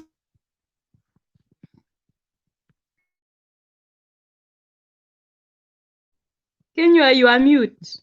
Tumewahitaji Makachie, tumewahitaji.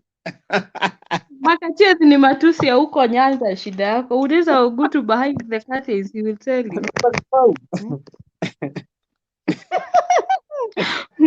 Wanaitangwa Makachie ama Guok. Okay. Acha tufikishe hapo. Umenitengenezea siku.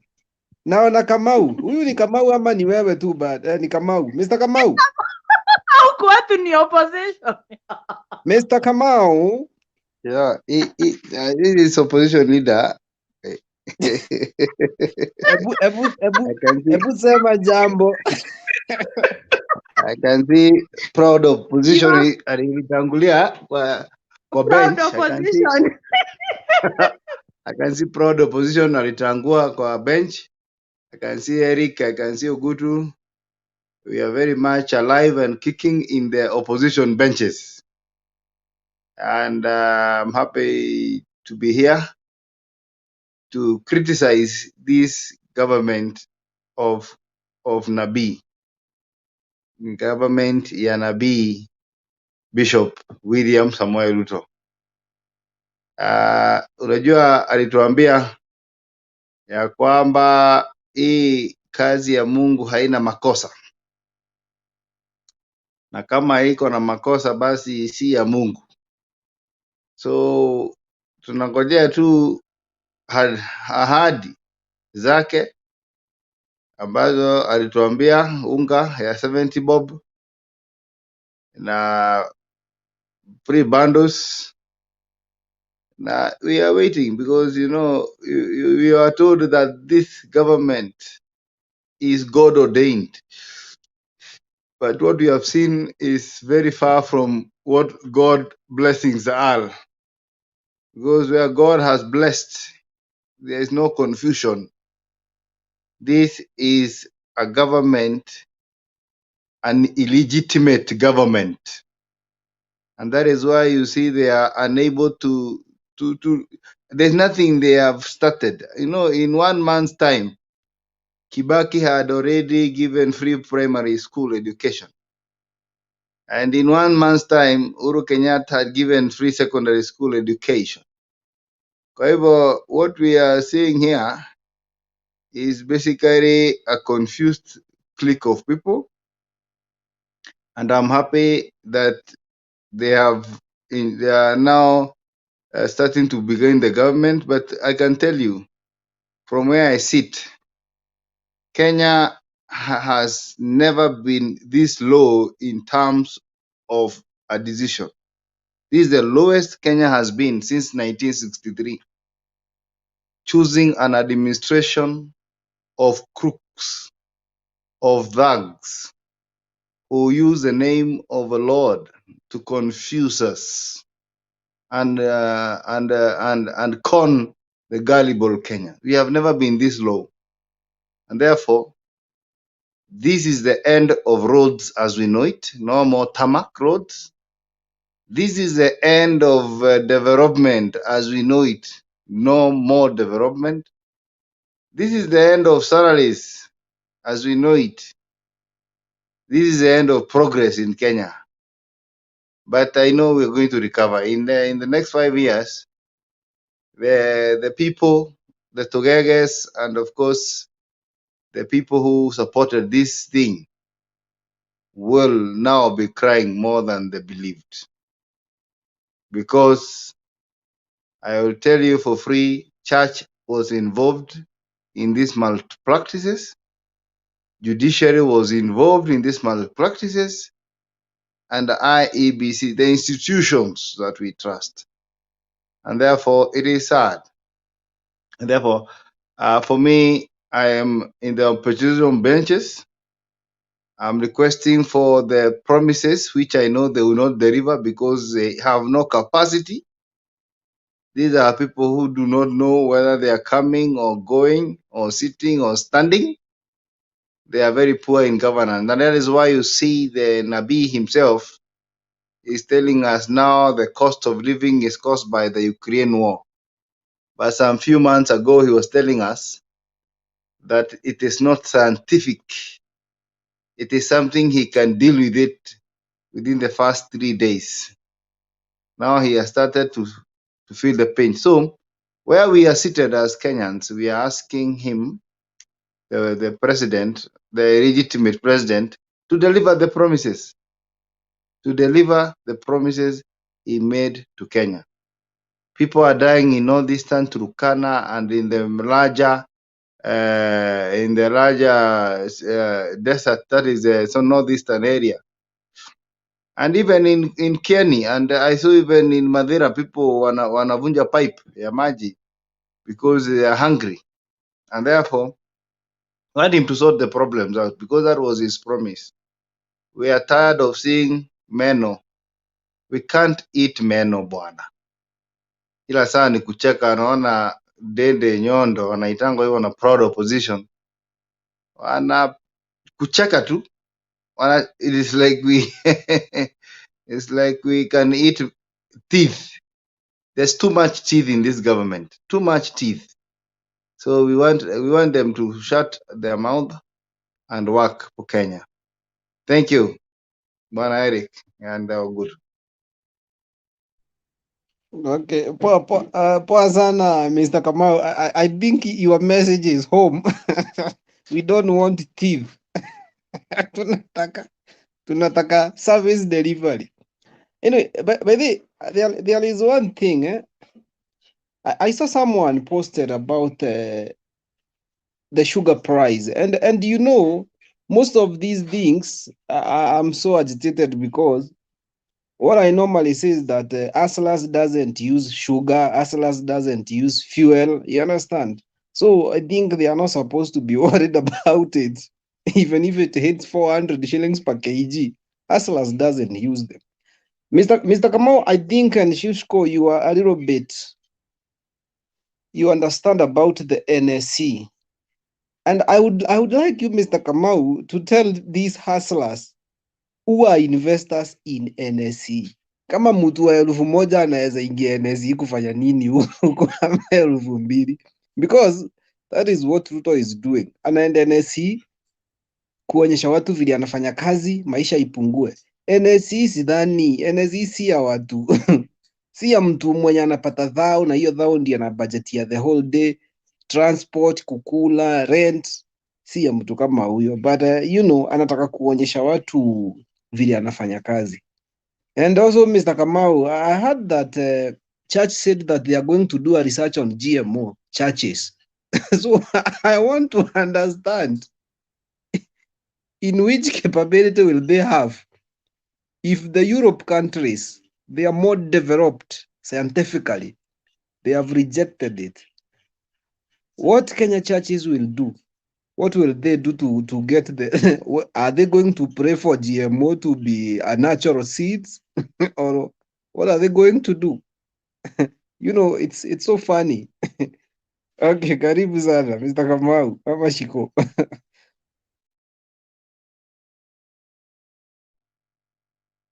Unajua, when you don't know how governance is controlled, hiyo ndio unawasikia sasa. Church watafanya research saa ngapi? They should pray for Kenya. Hiyo ndio kazi ya kanisa, and guide our morality. Baba said that EGMO has been done research over the years, and anything genetic or genetically modified, it is not good for our health.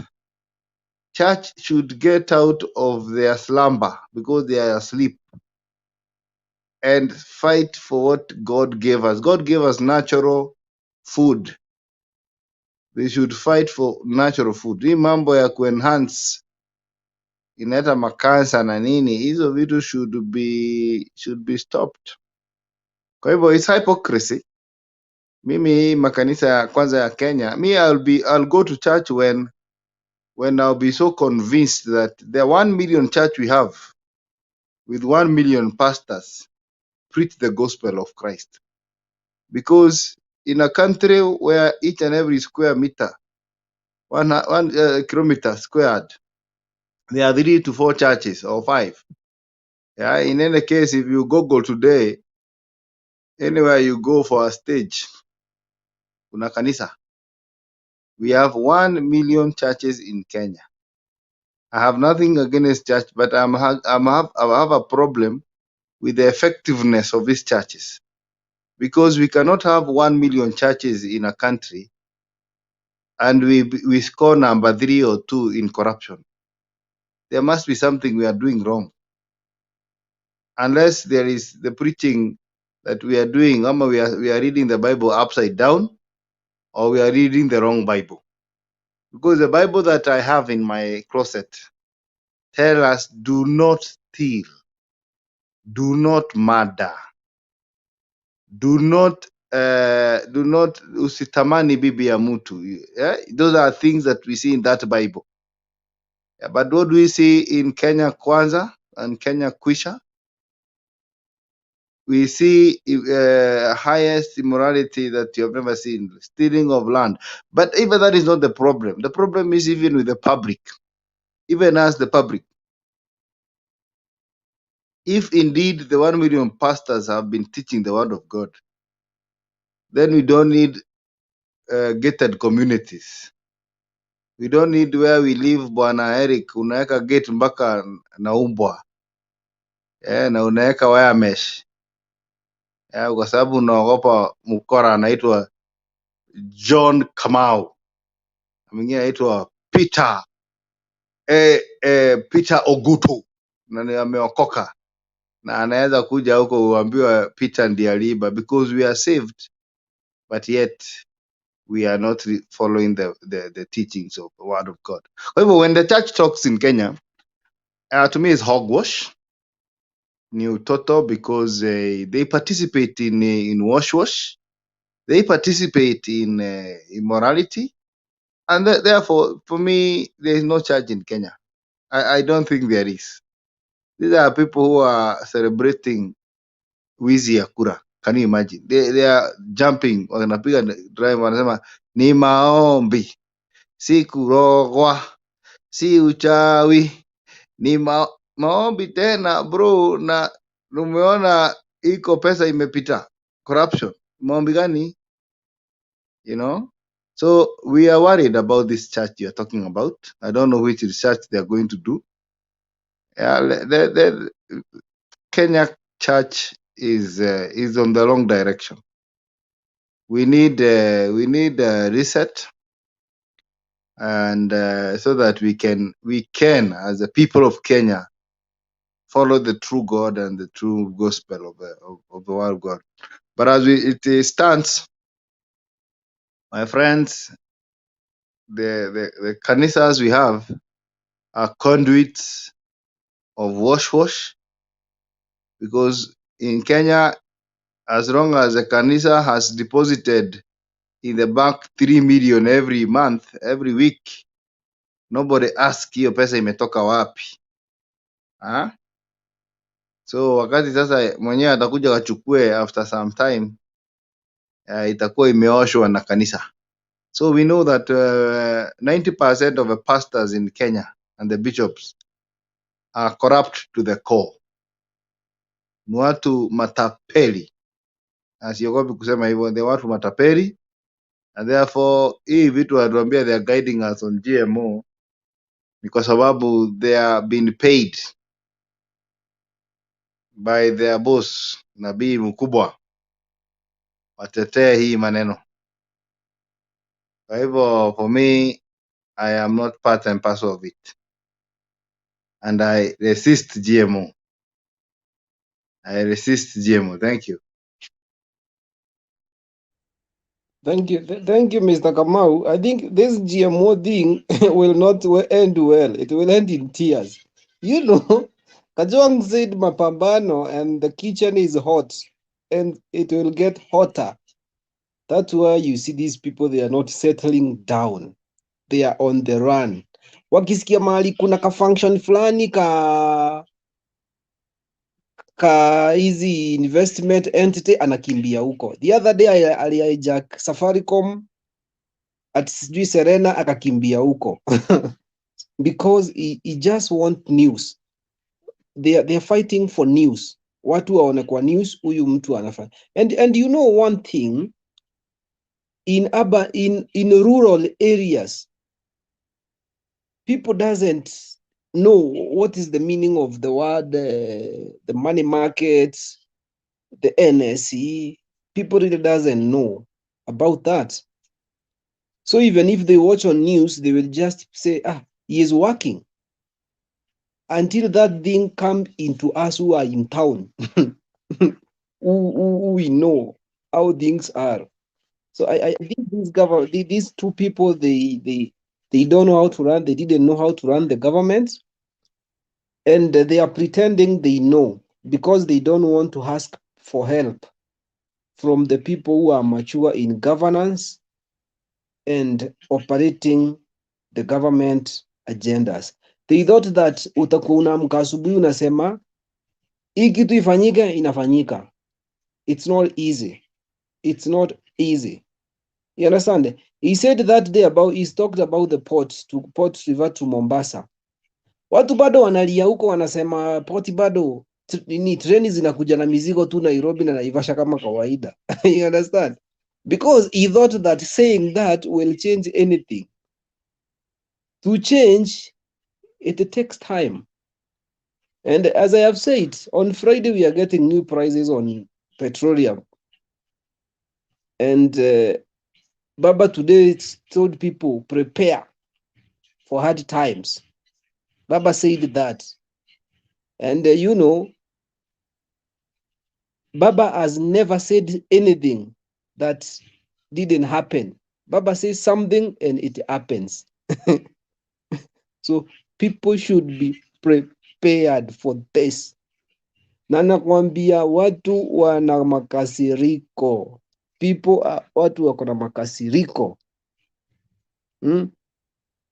Because what we really want to know, Mr. Ogutu, is, I've come to see that most of these people who are the middle class people who are earning between 100 to around 700 shillings to 800 shillings, those people are not informed on most of things because they don't have time to sit down and do a research on what is happening. You see, that's the problem. But for some people, because they are tired, all the day you have been running up and down, unasimamisha boda yako mahali, unaogopa polisi akushike, unaogopa kanjo, unaogopa nini. You understand all those things. That person cannot get time to do a research on how things works in terms of finance in this country. That's why most of things vitu zinawapitanga, wanasema tu serikali inafanya kazi. You understand? And they don't understand. But if they understand, it could have been much better for them. Ndio mimi zile vitu naona Ruto akifanya si vitu zinasaidia serikali. Si vitu zinasaidia serikali. Kusema atasemea watu tax, zile institution zinaingia kwa NSE, wataorganize vile hata ni tax watasamehewa tax aji, and the same revenue ndio sisi wananchi tunahitaji for services. That's why Mr. Kabau has said we should forget about infrastructure development for this government, because if it doesn't do that, things are not going to work. Right now, what is happening is fighting to show the world that he is the president now. It won't take a month without seeing you Ruto traveling again. You will see Ruto in Zimbabwe. You will see Ruto in Rwanda. Wait and see. Even in Congo. Very soon.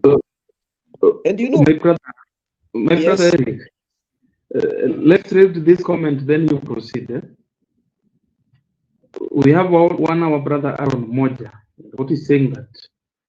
What I think is that after Kamago, Chebukati, and Martha Kome put the wheelbarrow people in the office, they didn't actually brief them on what their duty were in the offices, and that is why Kenya has turned into this organized country. I feel pity to innocent Kenyans. May Allah come and rescue us from the hand of these crooks, moneyless and ugly and confirmed degree association, UDA-beasts. This speaks it all, my brother. What we have, we don't have leaders at the helm of power, but we have those people that are so mannerless. Number one, the people that are so confused, they are more confused than that person that doesn't have a roof over his head. They are confused more than that person that is sleeping without eating tonight. You ask yourself a very simple question. What is Ruto doing in going around from one country to another? How is that helping Kenya? How is that assisting the economy? How is that working in making sure that we have enough food for the counties that are under drought? How is that assisting the money market? How is that working on the unemployment that we have, about 60% in the entire country? The second comment comes from Charles. He said that Ruto thinks that being president is leading her family in Sugoi, showing us, and now and then. Joseph Abish Tufuri said, pongezi baba, dawa safi ya Kenya, Raila machua Kenya generally. My brother, I brought a bit of your menace, but let me just say this one line. If Papa decides to go quiet the way he has been quiet in the next coming 3 months, leave alone this month, now that will make it a totality of 130 days. I'm telling you that Kenya will be buried, completely buried. These two elements, maggots, let me give that, because that is the best thing that I can give them. There's no any good description that they fit that can be given to them. These two confused elements knows nothing. Actually, let me tell you, my brother, these people thought, as you just said earlier, they thought that immediately you are on seat, you will now be saying that, go do that and it happens. They never knew that, number one, there are things that needs to be laid. There are people that needs to be consulted. There are people that needs to be given opportunity to have that moment in speaking what needs to be laid down, what needs to be worked on before it's being brought to the public. You had Gachagua the other day, and he said it nicely. He told the Kenya Christian Minions that, wacha tuseme ukweli, mbolea haiwezi rudi chini. My brother, remember, hii mbolea ni mbolea yenye tumepewa bure. Hii mbolea tumepewa bure na Russia. Sisi inauzwa 3500. Hii pesa inaingia kwa mfuko fulani. Akarudi akasema hata pesa ya sukari hairudi chini ya unga. And again he told these people, the Kenya Coalition of Million, that mkinunua 500 inanunuliwa 500 kote. This is the very same person mwenye alikuwa ako kwa podium anasema hata ni hiyo mzee akitendawili na Uhuru ndio wanatudhulumu sisi, tunaingia tu pap, hiyo vitu yote bei itarudi chini. My brother, and we are speaking, actually we are speaking those that knows a little bit about what is happening. The bigger number in this country today understands nothing completely. Ni wale wamekaa wanaongojea waone confirmation kwa masimu zao, pesa imeingia nini na vitu kama hizo, which will never happen. Will never happen. And this is the reason why, let me finish. This is the reason why I do say that in this tenure, the only best that people should expect ni wanunue mshipi na wakaze. Nunua mshipi, funga na wakaze. Hiyo tu, hakuna maneno mengine. Mahali penye hii Kenya inaenda ipo. Kenya hii mwaka ikiisha from January, economy wise Uganda itakuwa imetushinda. Nchi gani tena nyingine tulikuwa tumeshinda Afrika? Mozambique itakuwa imetushinda. Botswana, akina Chad. Those countries that are having the worst economy line, au watakuwa wako mbele yetu, wako juu yetu. Let's keep watching. My brother Bicon. Good, let me tell you, what I'm foreseeing is that the government is doing a guesswork. They are trying to do guesswork until they get the real information. And doing guesswork with the public, with the Kenyans, it's damaging their lives, and which is not fine. And the moment you hear them, every time they talk about the previous government. They are trying to show that if it were not for Uhuru, they could have done better. You understand?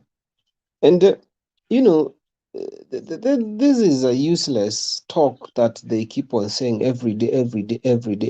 And I have said this before, and I want to repeat it again. If they wanted to empower the hustlers, they called hustlers, they could have negotiated on a monthly, on a daily share buying, or a monthly, or a daily NSSF savings route.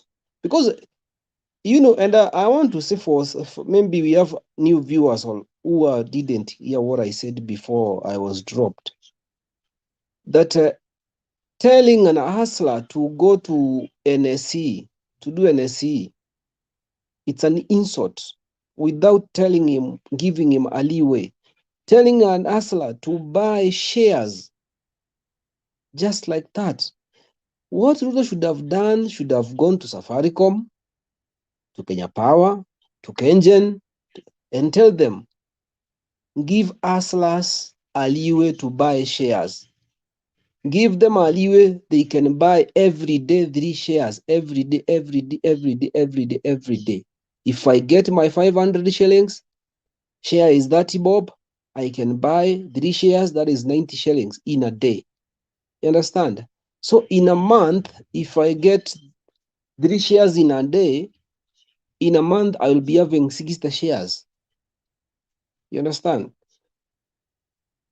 In 10 months, I'll be having 600 shares. In 1 year, I'll be having 600 and something shares in a year. That's the way they help the hustlers. Mtu wa boda ataenda adhukume pesa yake, atume hiyo 90 bob. Apata do yake, atume 20 bob kwa NSSF. In a month, atakuwa amesave 600 NSSF. Kama ako 30 years, umuongeze 30 years, saving ya 30 years at 600 in a day, in a month, it will be good. Na mtu ata feel uchungu. Lakini kuambia mtu alipe 2000, ati ingia NSE, lazima, kama NSE nimewambia, kama NSE haujaingia na kutoka 1500, you are doing nothing. Money markets, let me tell you, see a hustler, I tried money market and I placed some amount to 400k. My friend, nilizitoa mbio juu nilirudi nikagongwa na life. Hakuna kazi. You understand? The places you are applying for tenders, wale watu wanachukua hizo tender ni watu ni MPs ndio wanachukua tender na wako kazi. Sisi wenye hatuko kazi hatupewi hizo tender. So what do? At the end of the day, you don't have money security. You end up withdrawing your savings. Yeah? You withdraw your capital. And once you withdraw your capital, you want to cater for your bills and restart your life again. That's why this thing Ruto is doing is just a nonsense. He should look on a way. Like today, I think it's the cooperative bank. They have done this issue of collateral-free loan to SME. Ruto was there and they were praising him about the Hustlers Fund. I want someone to go to that bank and ask for collateral-free loan. Nione kama utapewa. Nione kama utapewa. Hiyo ni kitu moja watu wako wakijua hivyo. The first thing you will be asked, you should have an account for more than 6 months. Na ikuwe active, ikioperate. Let me ask you, ni hustler gani atapata pesa ya kuwa ana save kwa bank, anatoa, ana save, anatoa, ana save for 6 months, ndiye apply hiyo pesa apewe? Because the bank will not deny you, but they have the regulations. You must have account with them to save with them. And still they are going to check your credit record from other borrowing institutions. So people don't think this thing comes very easy. It doesn't come easy. So as Kenyans, we don't need to be lied, and we are expecting tough times. Let them do brain games everywhere they go, everywhere they go. The other day they were in Left Valley, it was only brain games. na kuongea vile wameteswa, wamefungiwa. You understand? Those are the issues that they are giving us, and Kenyans are watching them. And let me tell you the truth. Any person who used to sing UDA saizi hawaimbi. Kwanza ukiongea hiyo story wanatoroka, hawaongei because they are ashamed. They were lied, they were duped by Ruto. Walidanganywa na ile shida wako nayo. Unaona, najua shida yako na itumia kukudanganya. The way churches are doing, churches are harvesting a lot of money from poor people. Churches are not harvesting money from rich people. They are harvesting money from poor people. Mtu mwenye ana utajiri, huyo mtu anapewa hope na church. Ati ukifanywa hii, ukiombewa, ukinunua hii mafuta 2,000 umwage kwa boma, mambo yako itakuwa sawa. Because you have problem, you buy. Who will benefit? The owner of the church, because those churches, they are owned by people. They are owned by people. That's where you find that most of churches, they get a lot of money because the people who are mid-row earners, they are the people who go to church because they believe there they are going to get what they want from church. But at the end of the day, the churches are, the owner of the church has got a different interest on that. So hii ni vitu ya mchezo tu. Kuanga unaenda kanisa na unatoa sandaka, ujaribu ukope, uambie kanisa uko na shida. Let me tell you the truth.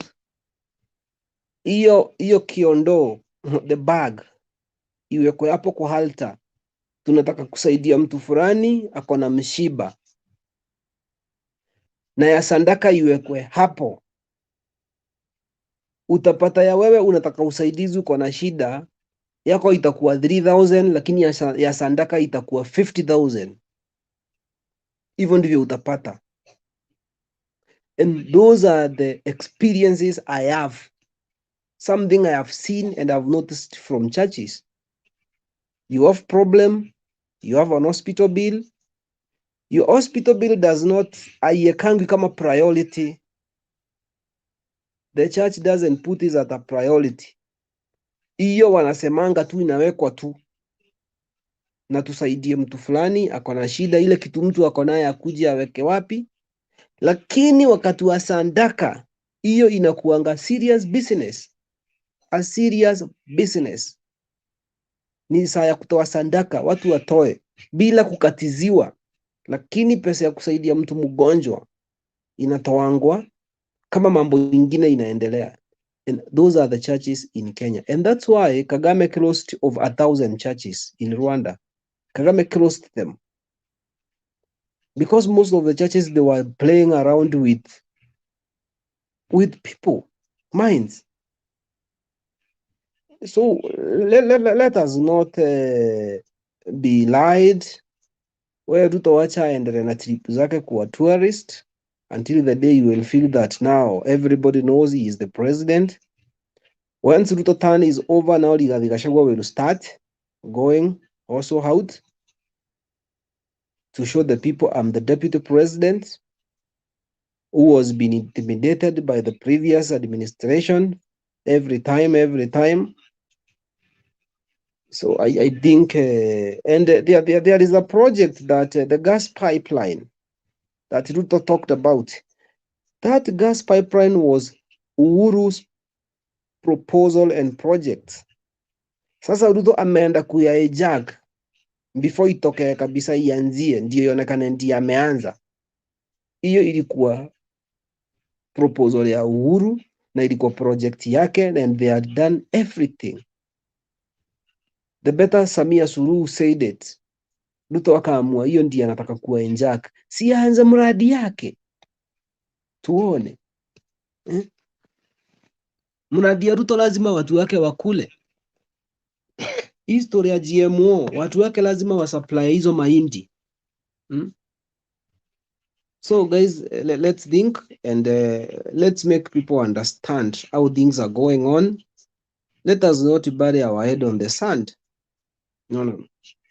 Let us try to educate people who doesn't know. Let them know what is happening. And Ruto and Gachagua, they understand running the country is not like running your family. They thought the way they run their family is the way they are going to run the country. They have a big problem. Thank you. Walter, karibu sana. Walter, are you there?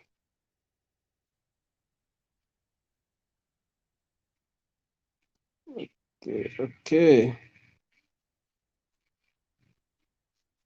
I think, Walter, you are not around. Well, opposition, you are back. Proud opposition. I'm Proud here to opposition, stay. you are back. Sasa wewe.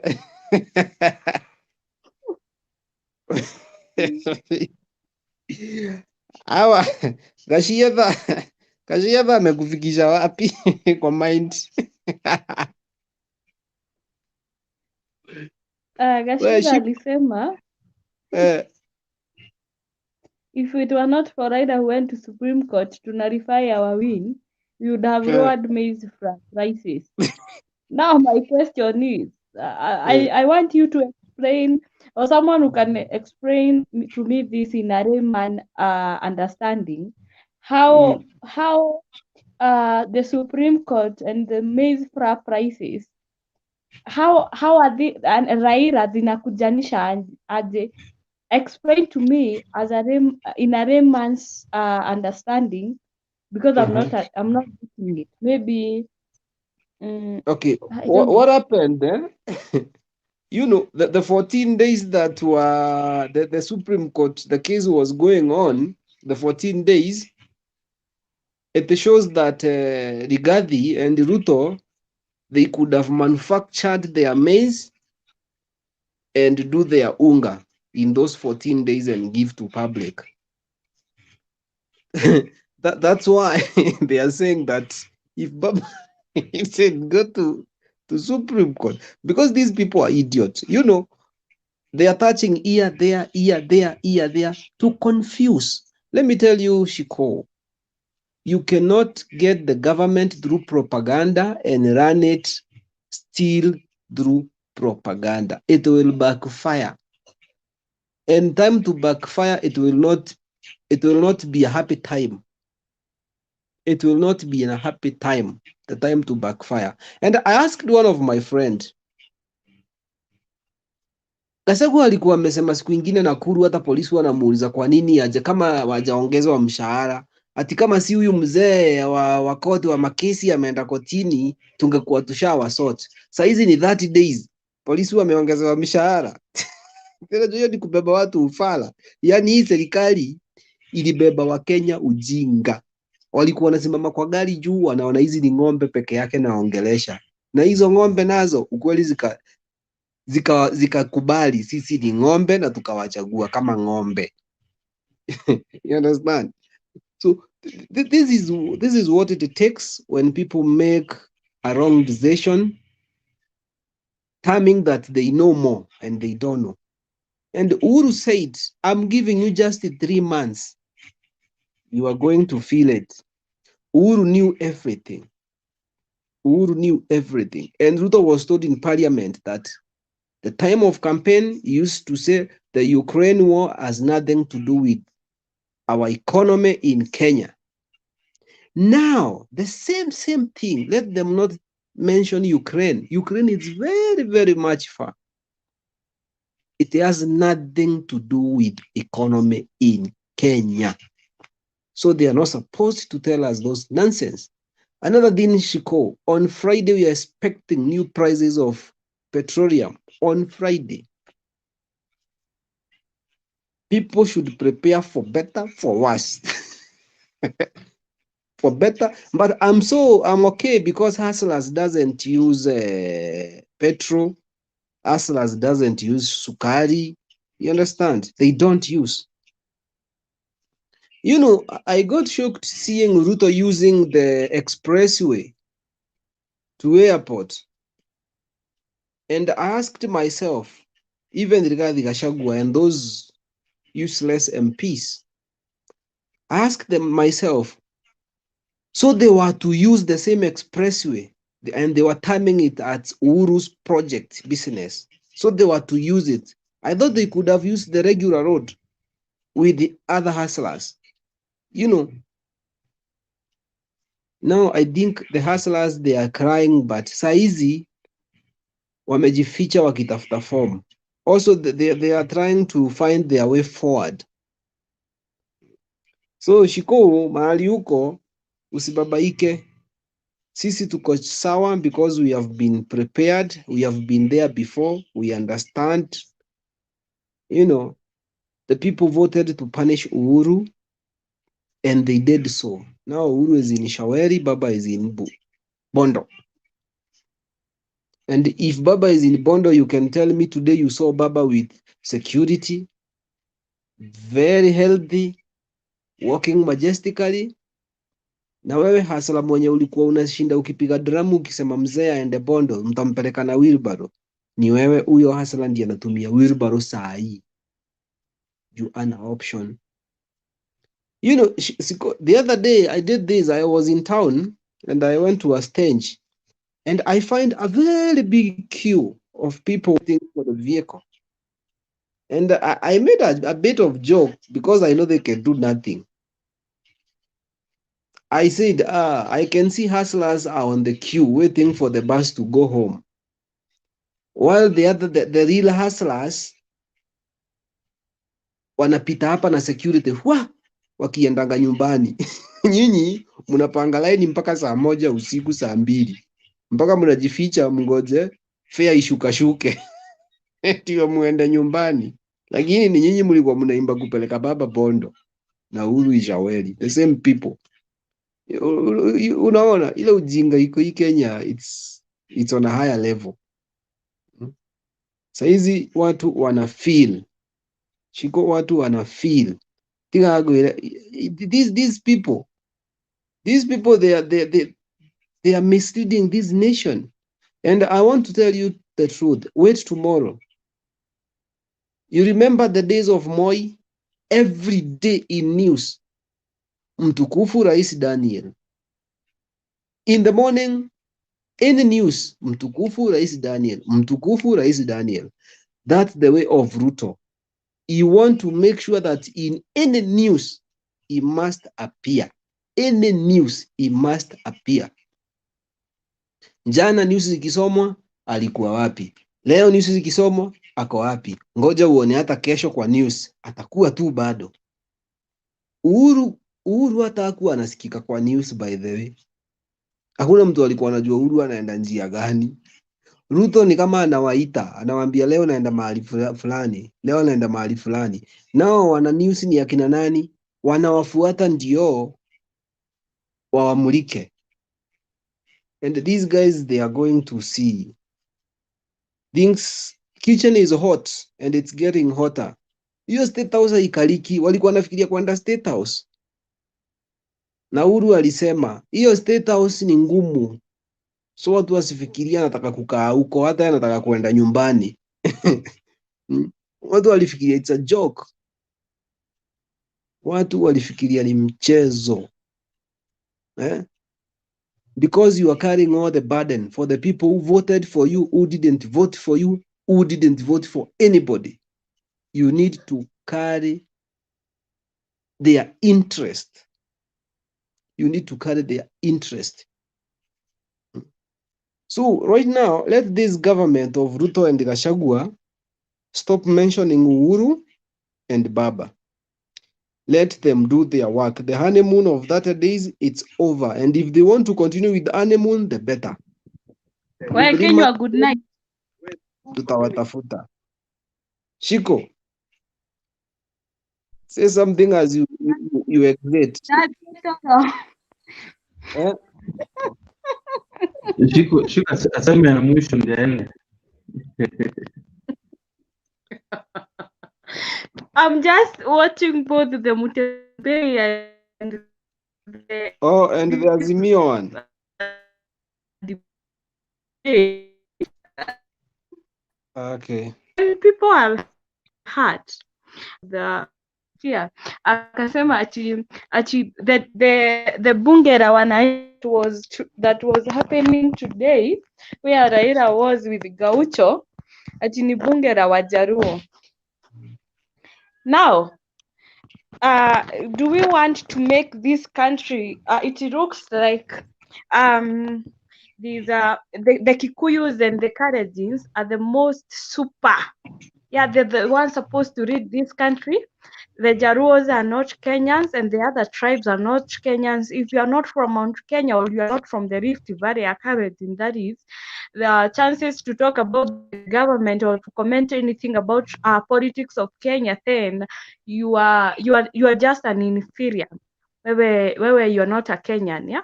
So what makes me feel bad is that not Raila being the president, you I knew me, but having an illegitimate government.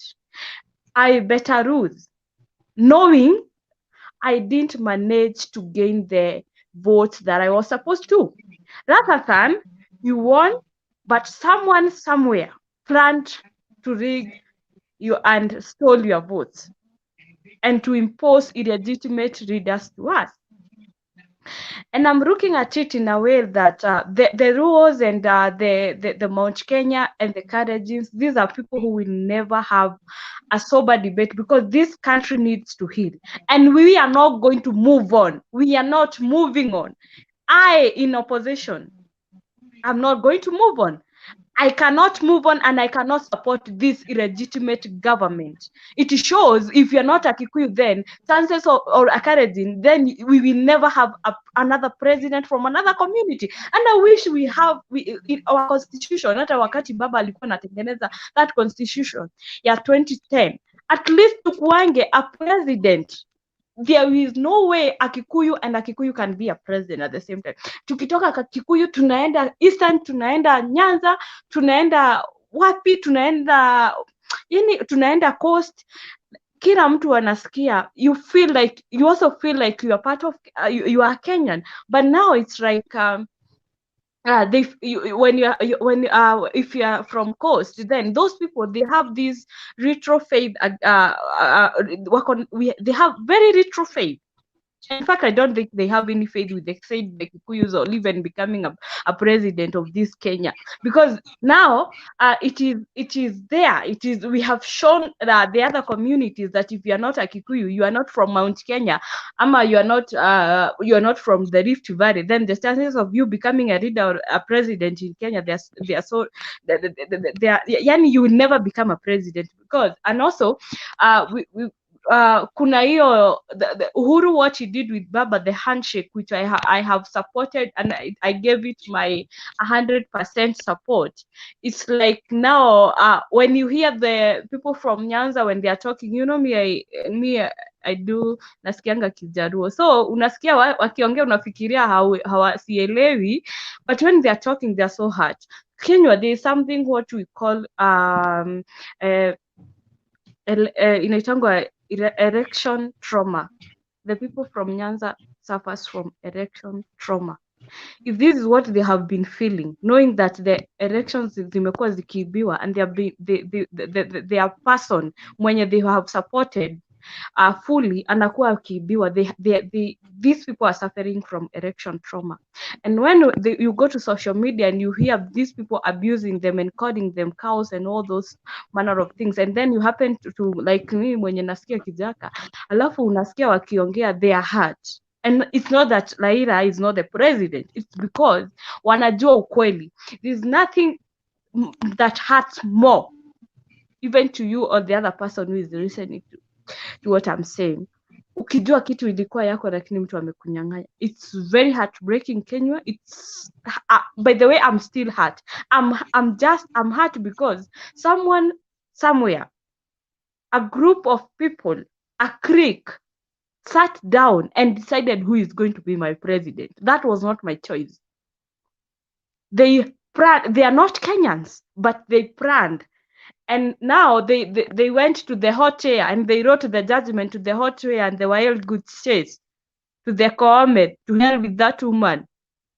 They decided we are going to impose an illegitimate government to these people, but because they were given money and they were told now this is what is going to happen. So we are still being colonized in this country. Till when? And we are not going to shut up. We are not going to keep quiet when Kenya is going to the wilderness, because it is right now. Kenya is in the heart of, Kenya is in the mouth of the dogs. Like maumbwa ndio wako na serikali. So at the end of the day, Kenya, what I wanted to say that those people from Nyanza, they are hurting. That's what we call the erection trauma. It has been like wamekuwa na hiyo kitu for quite a long time. And people are dying of depression. Like juu ya ukweli, wanajua ukweli, but they know what has been happening. And I was so happy the other day when Baba was saying about what the foreign countries have been doing to our elections and interfering with our elections and stealing votes and all that. And I was like, God is going to vindicate us. But then we have to fight. If we buy fear, if Ogutu here and Eric, if you buy fear and you cannot hear this debate because you fear of being tracked and now being caught and being warned, don't come here to hear we don't want those debates, then we are going to ban. Even the Mau Mau and those people, Kina Tomboya and the others, Fred, kina Jomo Kenyatta and those who fought for independence of this Kenya, hawakuwa wana uoga, and they were, in fact, they were fighting with machetes and what do you call them, na naishita gwati ya Kenya huko mtu ali yuko nawe naomea huko niko zinaitwa nini, itagwati ya Matimonake, and they did fear the white man, and the white man was fighting them with guns. So why should we fear? If you are going to die because you're saying the truth, so be it. But we are not going to keep quiet. That's what I'm preaching, because this government is going, yani mahali tunaelekezwa to the dogs, and we are not going to join the dogs. Let the dogs eat with the dogs, and let us laugh for them, because they thought they are punishing us. Let us suffer together. In fact, I want to go to rise to 350, or go to stop saying about 70 shillings. Me, I want it to go up to 350 shillings, even 400. Let people die of hunger. They thought they are going to be given 70 shillings or even unga for free, because now the government has become a Red Cross. Let them suffer. To hell with them. I don't care. I'm at that stage whereby I don't care. If you made a decision and you are over 18, you made that decision to vote for that person because you wanted to punish so and so. So to hell with you. Suffer. Die of hunger. I cannot support. And let me tell you, even in those charity groups, if someone comes out, you see that woman was crying the other day when Gachagua was burying his brother, and she was crying to Ruto to help her. I know she voted for him, but she thought now, because of trying to cause drama there, atapewa 400k cash, the money she wanted, and then she go home a rich woman, and now the son will go. I think the son wants to go to the US or something like that. And now my question was, if she was told to vote for Baba or to vote for someone else, ama the Wajakoya, she did. But because she believed Ruto will give her money, Ruto has money, because when he came to Mount Kenya, he showed them he has a lot of money. He will give them money, and money bought the people's integrity in Mount Kenya. That's what happened. They sold their integrity with money. Now she thought, now because of the way he was doing the campaigns in Mount Kenya, doing in churches and all over, giving money, because he knew you Kikuyus are very hungry. They will just want money and nothing else. Now she thought, I'll be given money. To hell with her. I cannot even donate. I would rather go support someone in Turkana with my 500 shillings rather than support someone from Mount Kenya. To hell with them. And I'm not a Kikuyu, by the way. I'm a half caste, and I denounce. Mimi mtu asikuange anasema mi hata sijui Kikuyu, by the way. I've come to a stage whereby I've not yet healed. But these people, Nyathiwa. wewe, mimi ni Nyarahero.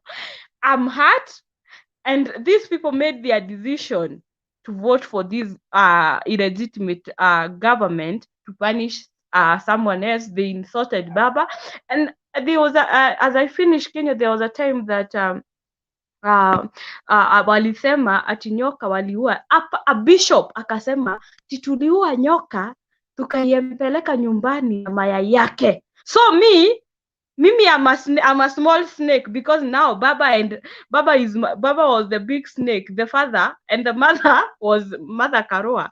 Now me, I'm an offspring of a snake. So why should a snake support a human being? You know what happened with Hawa in the Bible with the snake. So why should a snake help a human being? I can only bite you. And by the way, I'm going to bite them by telling the truth and mocking the government.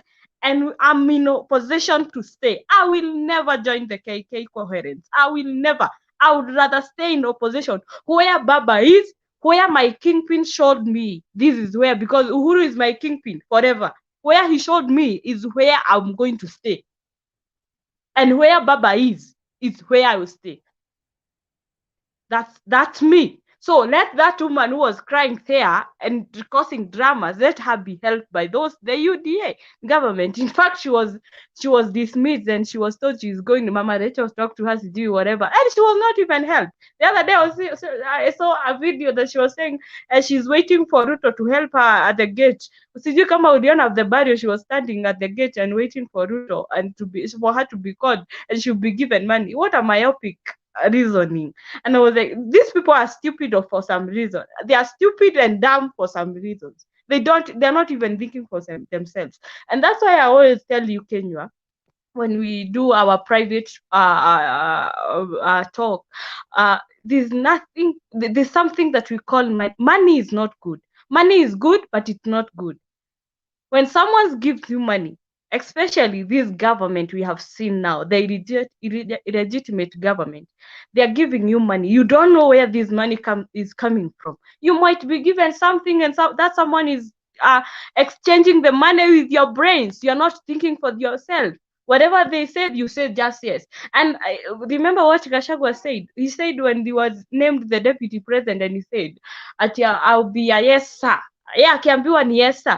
Because when someone shows you a lot of money, it's like a man who wants a lady, and now you'll be splashing money to that girl. Now she'll just be thinking about the money. So when that money is not there, then she'll start coming to her senses, and she'll realize, I was not in love with this guy. I was in love with his money. And that money now is not there, because you're not expecting Ruto to come to Mount Kenya again and do campaigns here and give them money. Now they'll start thinking, when it's too late, now they'll start seeing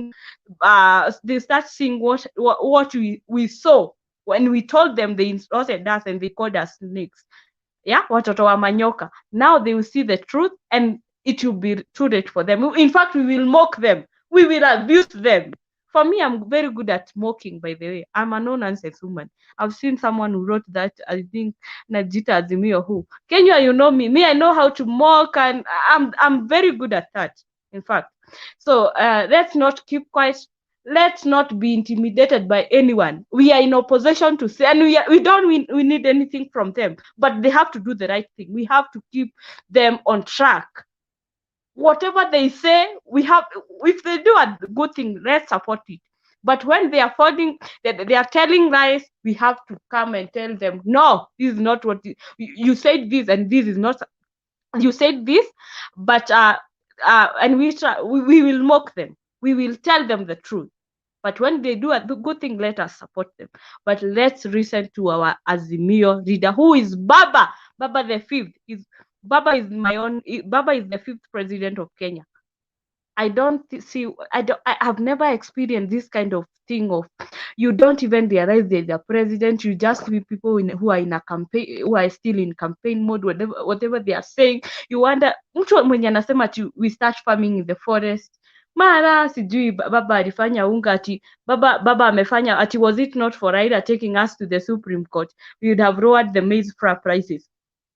What a myopic reasoning. What is that now? If you can explain to someone, explain to me in a layman's understanding. How did baba make ati maize flour prices ziende chini? How did baba interfere with that? Shiko, do I you think they have remember? their own industries. No, can you let me finish before I forget what I'm saying? I think they have their own industries. How did baba interfere with them interfere with maize flour prices? I mean, and if you, by the way, we know what Gachagua said today. Then when you listen to a KK supporter, atasema ni baba alifanya ile pesa tumetumia, and you wonder this person doesn't even have 10 bob shillings, and you are saying what ati ile pesa tumetumia Supreme Court. Tumkiwa na nani? Shame on you, idiot. Which money did you use? With who? Ati ile pesa tulitumia hiyo kwa Supreme Court ndio sahi uga ingekuwa 70. Kwanza wanasema 70 the Kikuyus. Hata mafuta ingekuwa tu magana igana, mafuta ingekuwa 100. And you wonder, is this person for real? Ama ni akili hana? Because there's no way you can tell me ati Raila taking them to Supreme Court atiyo ndio imetafia atiyo ndio imefanya wasipunguze bei ya unga, but they will support that. It's like they don't have brains, they don't think for themselves.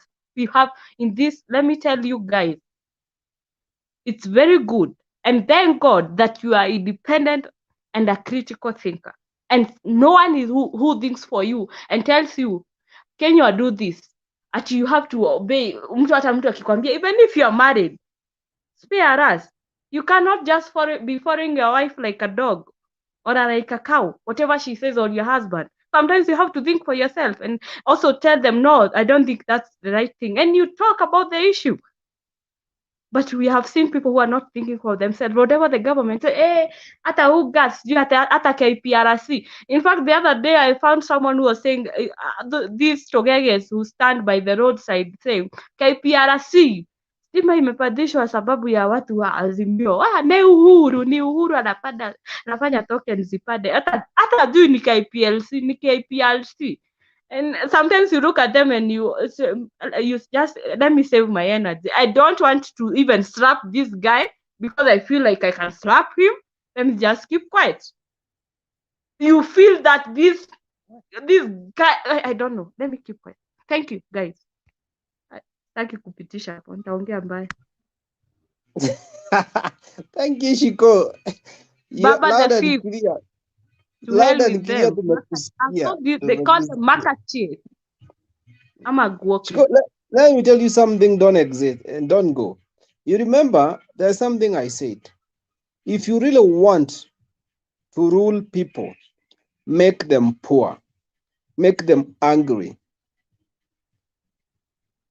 Ruto knows very well, if he makes Mount Kenya people poor, they will be begging every time. And the day huyo mama alikuwa analia hapo, Ruto alikuwa anacheka na roho yake, anasema yes, hivyo ndivyo nilikuwa nataka. Nikikuja tu huku wananipigia magoti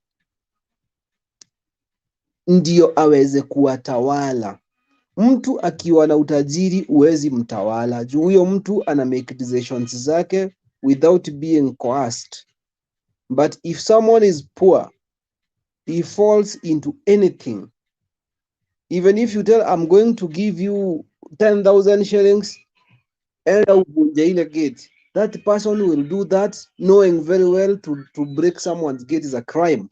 The person will do that because he or she doesn't have any other option, because he or she is poor and needs that money.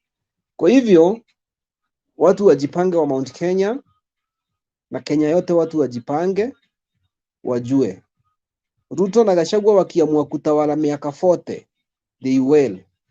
And the only thing they will do, they will make sure that Kenya people are poor and people are angry.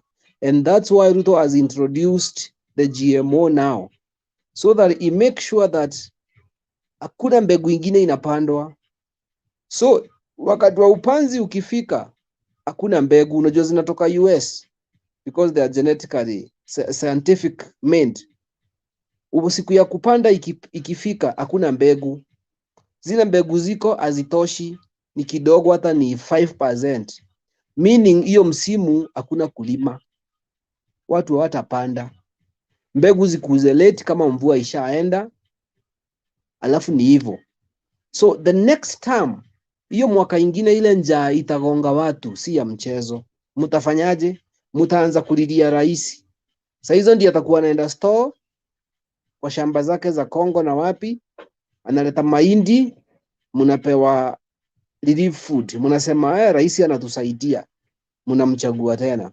Another thing, Baba said very well, the fertilizer that they are selling at 3,500, it was given free as a donation from Russia. Free from Russia, a donation. But here in Kenya, they are selling at 3,500. Who is going with that money? Hiyo pesa, nani anachukua hiyo pesa? Kama fertilizer imepeanwa free, kwa nini wasitupee free? Because it's the government. Wanatuuzia 35. Hata afadhali ile ya Uhuru ilikuja na watu wakanunua with that 2,500, 2,600. Hiyo ilisaidia kuliko hii ni ya bure, ni donation, lakini wanatuuzia. These guys are con men, both of them. Na mngojeni wapatiwe CSs, muone vile maisha itakuwa ngumu sasa. Sasa hiyo ndio maisha itakuwa ngumu kabisa. Njuu sasa watacontradict kila kitu. The CSs will go and start changing everything. Ni hivyo. Thank you. My brother, Thank you, Eric, thank Kenya. you. Good night, guys. Okay, thank you, our sister Shiko. We salute you. It's good that you have said how truth you have spoken about truth. You know, politics without truth is nothing. I want to assure you one thing that hata leo tukue tracked leo, mimi nishikwe, niambiwe sijui naenda kufungwa nini, I'm rest assured that my soul itakuwa imebaki kuje.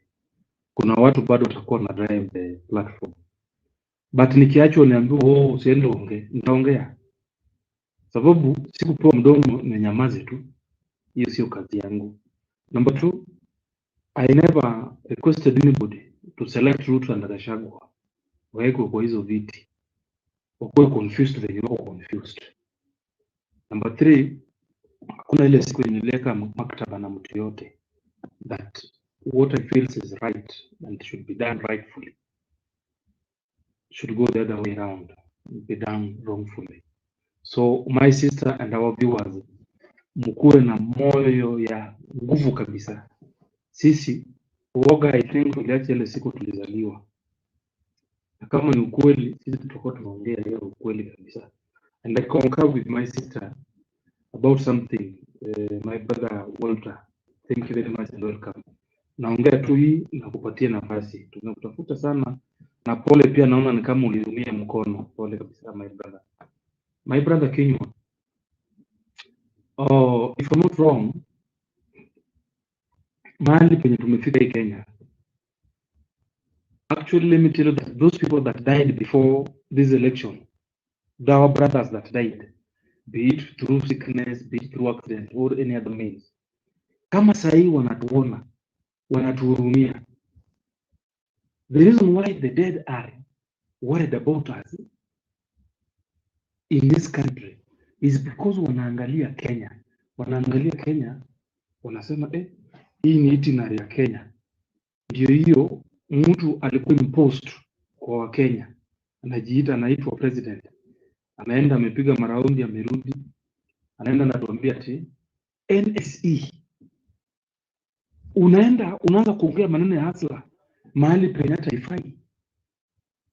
Then how do you call yourself a hustler when you're worth more than 100 billion Kenya shillings? Billion, known wealth. We're not talking about unknown. Sababu hakuna mwizi kuliko Ruto hii Kenya, Gachagua.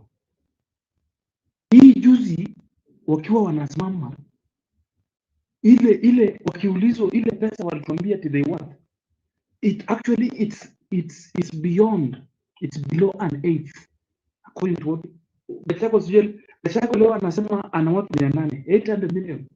Kesho koti inasema ina seize 2 billion, sijui land, sijui property kule airport, what I don't know what billion iko na kesi. Can you believe such people? And that is the reason why I'm telling you, and I'm saying this without fear of contradiction, because at the end of the day, even if I fear just a normal human being like them, ndugu yangu, even if it's death, am I going to be the first person to die? No, and neither will I be the last person. So mahali penye mandugu wetu wa Kenya walikufa before election, wanatuhurumia mahali wako, wanatuangalia wanasema sasa huyu ndugu yangu Eric Kenywa na Boniface na Walter wanateseka tu. Ukiangalia you know, at some point naona hii maneno ya unga ya they need to do something on it, because I love ugali, that is a fact. Lakini tena on the other end naweza atapenda hiyo 2 kg ya unga ifike hata 2000.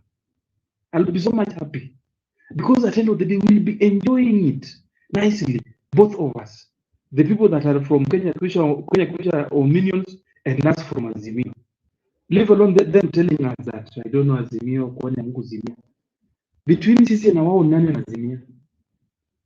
Leo tu tukae chini bench moja, nani anazimia? You see watu wa Kenya Kwisha, they are so confused, they don't know what is happening. It's like they are living in another country, not in Kenya. And the country that they're living in, there's no president and there's no leadership.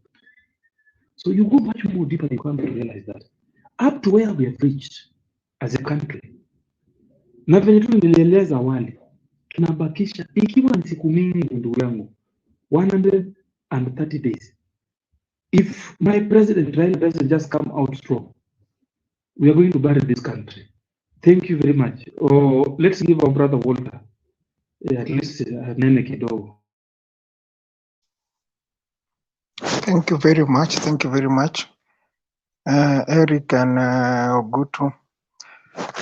Mimi leo sitaki kuongea sana, nilikuwa nimewekewa sumu, so hii ni shindano iko kwa mkono yangu.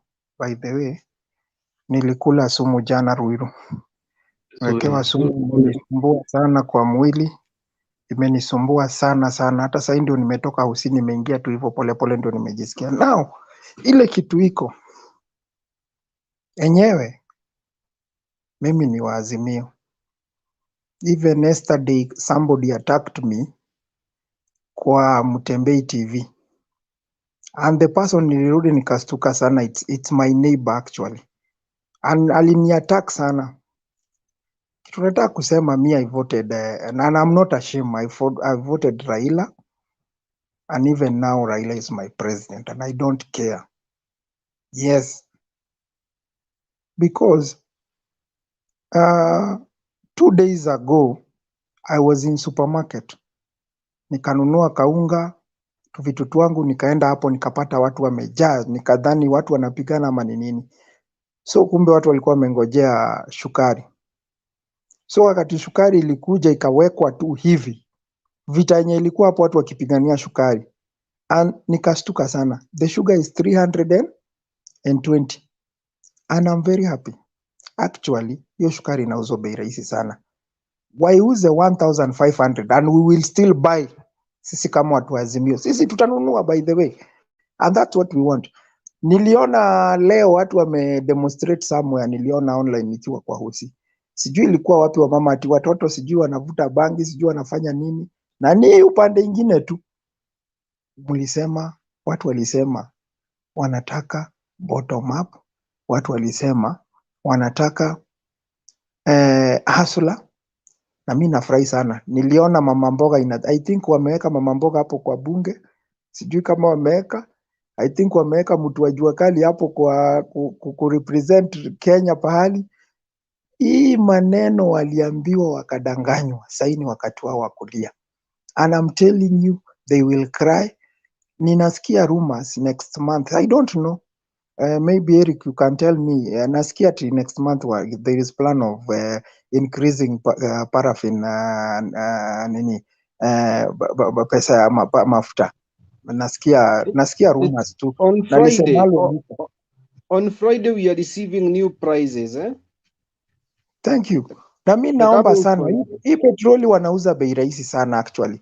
Hii petroli hii pesa wanauza, I think they selling at 170. Wanauza bei rahisi. Hii petroli inafaa iuzwe 530. Ndio tuwe tukinunua 500 na tunawapea 30 ya kwenda kutoa. We need to do that. And I think hii unga na tafadhali, sisi tutaki GMO. Unga lete tuuzi, hata mi napenda ugali sana, but actually it's my favorite food. Leteni unga tunataka hii tuko nayo saa hii, hata kama ni ya kusiaga, na msizao tuuzieni unga 3000. We will buy, we don't care. We are happy, we are happy. But kuna madam amekuwa hapo akaongea kitu. Okay, to me you know me utafuta kiti ya MCA na bado hata sahii bado nitasimama and I don't care, sitachoka. Hata kama niliambiwa nisimame kwanza lakini niwache, lakini raundi sitawacha hata nani akiniambia. Mimi kitu imenistua sana. Na najua watu wana follow hizi na wanaona. Nyinyi, mimi nilikuwa nimeoa Mkikuyu and I can say and I don't care. Na mimi sina ukabila, hata sijaiongea maneno ya ukabila hapa. Lakini hiyo story ati kuna kabila tu mbili ndio zinazaanga, mimi mkitaka kuja kunishika mniue, nimechoka. Hata nimenini. Hii maneno ya kujanga ati hii Kenya inaruliwa na ati Mkale Mkikuyu, Mkale Mkikuyu, Mkale Mkikuyu, Mkikuyu Mkale, Mkikuyu Mkale. Alafu kuna hii system sasa inakuja. Mkale akichukua Mkikuyu anakuwa vice president. Mkikuyu akichukua Mkale anakuwa vice president, deputy. We don't care. And me I don't. By them mi siogopi venye nasema. Sasa pale imefika hii Kenya, hata kama tutakanyangana, we don't care. Like me myself, I don't care. I don't care. If I can die for 50 million Kenyans wawe na right ama 40. Leo hii hata nikiitwa niambiwe enda Uhuru Park, nichinjwe hivi watu wakiona, na kila Kenya apate haki yake. I'm very ready for that. I'm very ready for that. And I swear to God, I'm very, very ready for that. People are suffering. Mimi naweza jinunulia unga hata ikiuzwa 5,000. Hata kama si uko that good capable, nitanunua. Watoto wangu watakula. Lakini mwenye anaishi Korogosho, mwenye anaishi Mathare, Kibira huko ndani, and to the matter of fact, watu huona Wajaluo ndio wako na shida sana. And I want to talk about this juu kuna madam alikuwa anaongea hapo. Because ya slamu ya Kibira. Kwani Kibira 100% ni Wajaluo wako? Kidogo tu Walter, kuna majengo ya Nyeri. Nilikuwa Nyeri kuna nataka kuja hapo. majengo. Nilikuwa nataka kuja Hiyo hapo. majengo Nataka ni ya hesabu za Wajaluo. Wajaluo ndio nione wa Kenya we are foolish. Tunadanganywa maasla. Kuna Kibira. Na Kibira kuna Wanubi, kuna Waluya, kuna Wakikuyu na Wajaluo. So hiyo si ni ya Wajaluo. Wanubi ni wengi sana. Hata kuna wakati walikuwa wanapigana with the Luos. Kuna Mathare, kuna Wakikuyu side moja, kuna Lakisama, kuna side ya Wakikuyu na na wote wanasafa. So when you are saying about Luo, ati sijui nini hiyo kabila. Haya, Kiandutu sijui wapi, kuna wapi si huko ni Wakikuyu. Huko umesema Nyeri sijui wapi.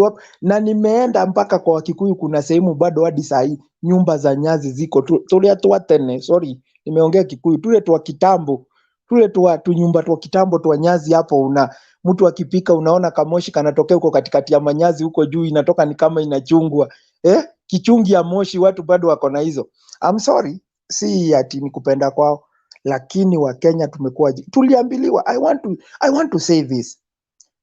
We were promised with Baba promised us free education from nursery to secondary. And let me tell you, Wakenya wengi watakuwa ile inaitwaje, unafanya kazi nini to mouth, inaitwa sijui what to mouth, because ile pesa unapata uwezi weka, unatuma kwa shule, unalipa rent. Hakuna siku hata hizo nyumba za 3,000 kulingana na uchumi venye iko saa hii, hiyo mlikuwa mnaambiwa ati sijui 3,000, ati sijui bed sitter 3,000, sijui one bedroom 6,000, sijui nini, itakuwa impossible. Tena wale watu watachukua hizo nyumba ni wao wakubwa ndio wataweka familia zao hapo. We know the systems of Kenya. Sahii kuna macontract, kuna makazi, ukienda already wabunge wenyewe wamechukua, na mimi naongea ukweli juu mimi najua hivyo ndio iko. Ukienda kuapply kitu yote sahii, kwanza sahii kuna ile link imerudi, tunajuana aje? Wewe ni nani? Wewe ni wa nani? Wewe ni wa fulani? Umetoka wapi? My friend, my youths watapotea, and I promise you, I want you to count these 5 years. Youths wataharibika, juu wale wako kwa drugs wataendelea zaidi. Kuna pesa ilikuwa inasemekana inapeanwa ya loan. Hii pesa iko wapi? Siku zimeenda, seriously siku zimeenda. Kama kuna vitu zilikuwa zinafanyika, hizi vitu zingefanyika. Na mimi sipigi rais mwenye alichaguliwa, sipigi mtu wowote, but naongea ukweli yenye iko. Sisi ni watu wa biashara, tumefinyika hata tunafikiria kufunga hizo biashara. Na wakati tunafinywa sana, tuna nini, kuna kitu juzi, unajua mimi uangalia hata kama mtu ako kwa Kenya Kwanza, unaangalia kama mwanabiashara ama mkulima mdogo, unaona mtu hata kama hiyo side nyingine ameongea point. Juzi Moses Kuria alikuwa kwa station fulani ya Kikuyu, mi usikiza, na akaongea maneno ya kanzo na venye license watu the licenses venye watu wanalipa na KRA. Unajua kuna kitu inafanyika ambayo unaenda, kama mimi nauza spares za magari, pale unaenda unanunua spares, unalipa tax na unaonyeshwa mpaka something like battery, na unapewa VAT. Na hii kitu Wakenya wengi wajui, unapewa hiyo ATR, hiyo nini already imekatwa VAT kama ni ya 16% ama 10%. Unanunua hiyo kitu, unapatiwa, unakuja nayo, then ukiuza na ulikuwa umelipa, wewe ndio umelipa, uko kwa kampuni. Ukikuja tena uuze tena, unalipa another VAT. Kwani ni shida gani serikali ya Kenya iko nayo? Kwani ni wakina nani wanakuanga hapa juu? Kwani hao watu watujali? Hakuna siku mbuzi na kondoo itapatiwa chui na simba ama fisi izilinde. Hakuna siku. Why am I saying this? Hao watu wanaendanga wanakaa kwa board like county, kuna hizi budget committee, watu huitwa, wanaambiwa wanafaa waite watu wawaulize kukoaje. Waitangi watu, kama ni kesho wanakuja huku usiku saa 1 wanasema kila mtu kesho kuna committee. Hao watu wako na kazi. We are not idle, we are not idlers. Watu ukiambiwa saa hii kesho utaweza kuenda, wanaenda ma MCA wakina nani wanapitisha, wanakaa chini, wanaangalia, wanaanza na hii club inajanga watu sana. Hii biashara ya club, and this is what is happening in Kenya. Biashara ya club iko na pesa sana. Tuweke ngapi? Hawa kulingana na venye watu wanajanga. Naona huyu mtu, yani guesswork, anaingizanga like 1 million weekend. 1 million kama ni weekend moja tu, na hii kitu analipa mwaka moja, mwekee 200,000, inawekwa namna hiyo license. But they forget, even if you earn 1 million, kuna stock, kuna workers, kuna maintenance, kuna rent, electricity na hiyo KRA na vitu zingine mingi, water bills and what. So unaweza ona mtu amenunua gari kwa barabara, askari akiona tu hiyo gari hapo, hawa watu wa gari wanaingizanga ati nateremkanga town na how much inabeba watu 14, hebu chapa 70 times 14, na akirudi anarudi hivyo. Wanazao kuna hii time ya rashawa na jioni, so hiyo gari itakuliwa. Na hii ni kitu iko, na mimi siogopi kusema, and every institutions of government are failing, and they are from hospitals, By the way, isipokuwa Huduma Center, although bado kuna kaukora kadogo, but isipokuwa Huduma Center, hizi zingine zote ukienda, my friend, utazungushwa. Wewe ni Mkenya, ukitaka passport ni shida, lazima uongane, and this is the truth, we know what is happening. Na ndio hata wasichana wetu venye, kama kuna kitu nilikuwa na follow, na sitaki kuongea sana juu najua wananiona, na mimi hata siogopi hata kama mnaniona. Kuna system iko hapa, msichana anatolewa hapa, fingers zinaenda kuchukuliwa Nakuru. Msichana anatolewa hapa, fingerprints zinaenda kuchukuliwa Kisumu. Passport inachukuliwa sijui wapi. Hebu niulize, kwani DCI inafanya nini hapa? Kazi yao ni gani? Wewe uko Nairobi, unafaa uende pale uchukuliwe fingerprints. Kwa sababu kuna hiyo system imetengenezwa, kuna mkubwa ameongeleshwa huko, anaambiwa mimi nitakuletea 50 people ama 100 people. Ambapo 100 people, everybody ngiri. That's 100,000, my friend. Zinaingia na maseku. And this is what is happening. This is what is happening. Sisi tuko na material, tuko na biashara, hatufanyangi kazi. Ukifungua biashara yako ya spare hapa, mtu MCA ama MP mwenye anapata pesa mingi anaenda kutafutia mtu wao, si fulani anauzanga, si hapo unaona hiyo biashara iko. Sasa wewe tafuta kanyumba hapo, anakuja juu ako na pesa anajaza, na si vibaya, but wanakuja kutumaliza. Kazi yako itafungwa, yake haitafungwa. Na hii ndio Kenya tuko. Alafu hapa mtu anasema Jaruo sijui nini, sijui Waluya nini, sijui nini. We are all Kenyans. Remember, kumbuka, nicheke leo, furahia, kesho ni wewe. Sisi hatujali. Wenye watu walisema sijui Uhuru ataenda Ishaweri, Raila ataenda Bondo. My friend, you compare yourself with Uhuru or Raila. Those people are millionaires. Those people are rich. Hakuna siku Raila ama watoto wake watakula shida. Hakuna siku Uhuru ama watoto wake ama familia wake watakula shida. Na usifikiria ati Uhuru anaweza pelekwa pahali ama Raila.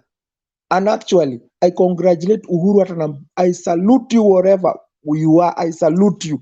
Ulijaribu sana kukua na ukabila, kazi ilifanyika. Ndio kukosangi shida, madoadoa labda zilikuwa kidogo zinakusumbua uko ndani. Na wakati tunasema madoadoa si ukabila ama nini, tunasema wasumbufu, watu ambao wanalipwa mishahara na watosheki. Hata Yesu mwana wa Mungu alisema, toshekeni na mishahara yenu. These people hawatoshekangi na mishahara yao, mpaka MP, mpaka nani. And I think hii nchi ni tajiri sana. Hawa watu wanafaa mishahara yao ipunguzwe kabisa. Actually MP anafaa, kwani wanakulanga ng'ombe mzima. Lunch anakula ng'ombe, sapa anakula ng'ombe, asubuhi anakunywa maziwa lori ya 20,000 liter per asubuhi breakfast yake.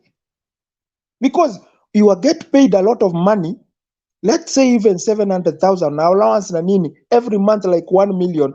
Tukatai hata kama ulitumia elimu ati ukasoma sana ama ukafanya nini, but si ukumbuke raia pia, kuna raia wamesoma hawana kazi, kuna graduate wako na kuna watu wako na madegree hawana kazi.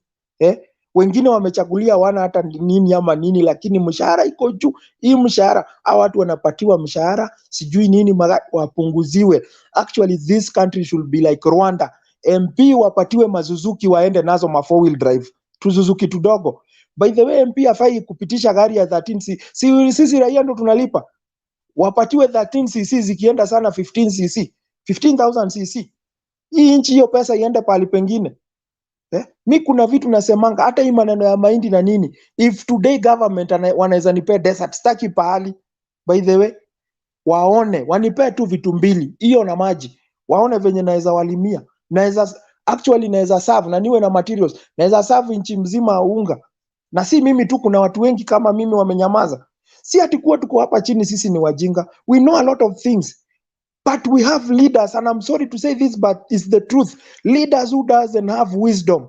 Makanisa ndio hizo zilikuja zikaingilia siasa zikaharibu kabisa. Ni kwenda tu utolewe sadaka 1 million sijui upatiwe ngapi. Ni sawa, wewe waenda na Raxalis cars. Wafuasi wako wako na shida. Wafuasi wajinga wafungwa, tumekuwa slaves wa makanisa. Unaenda unachanga.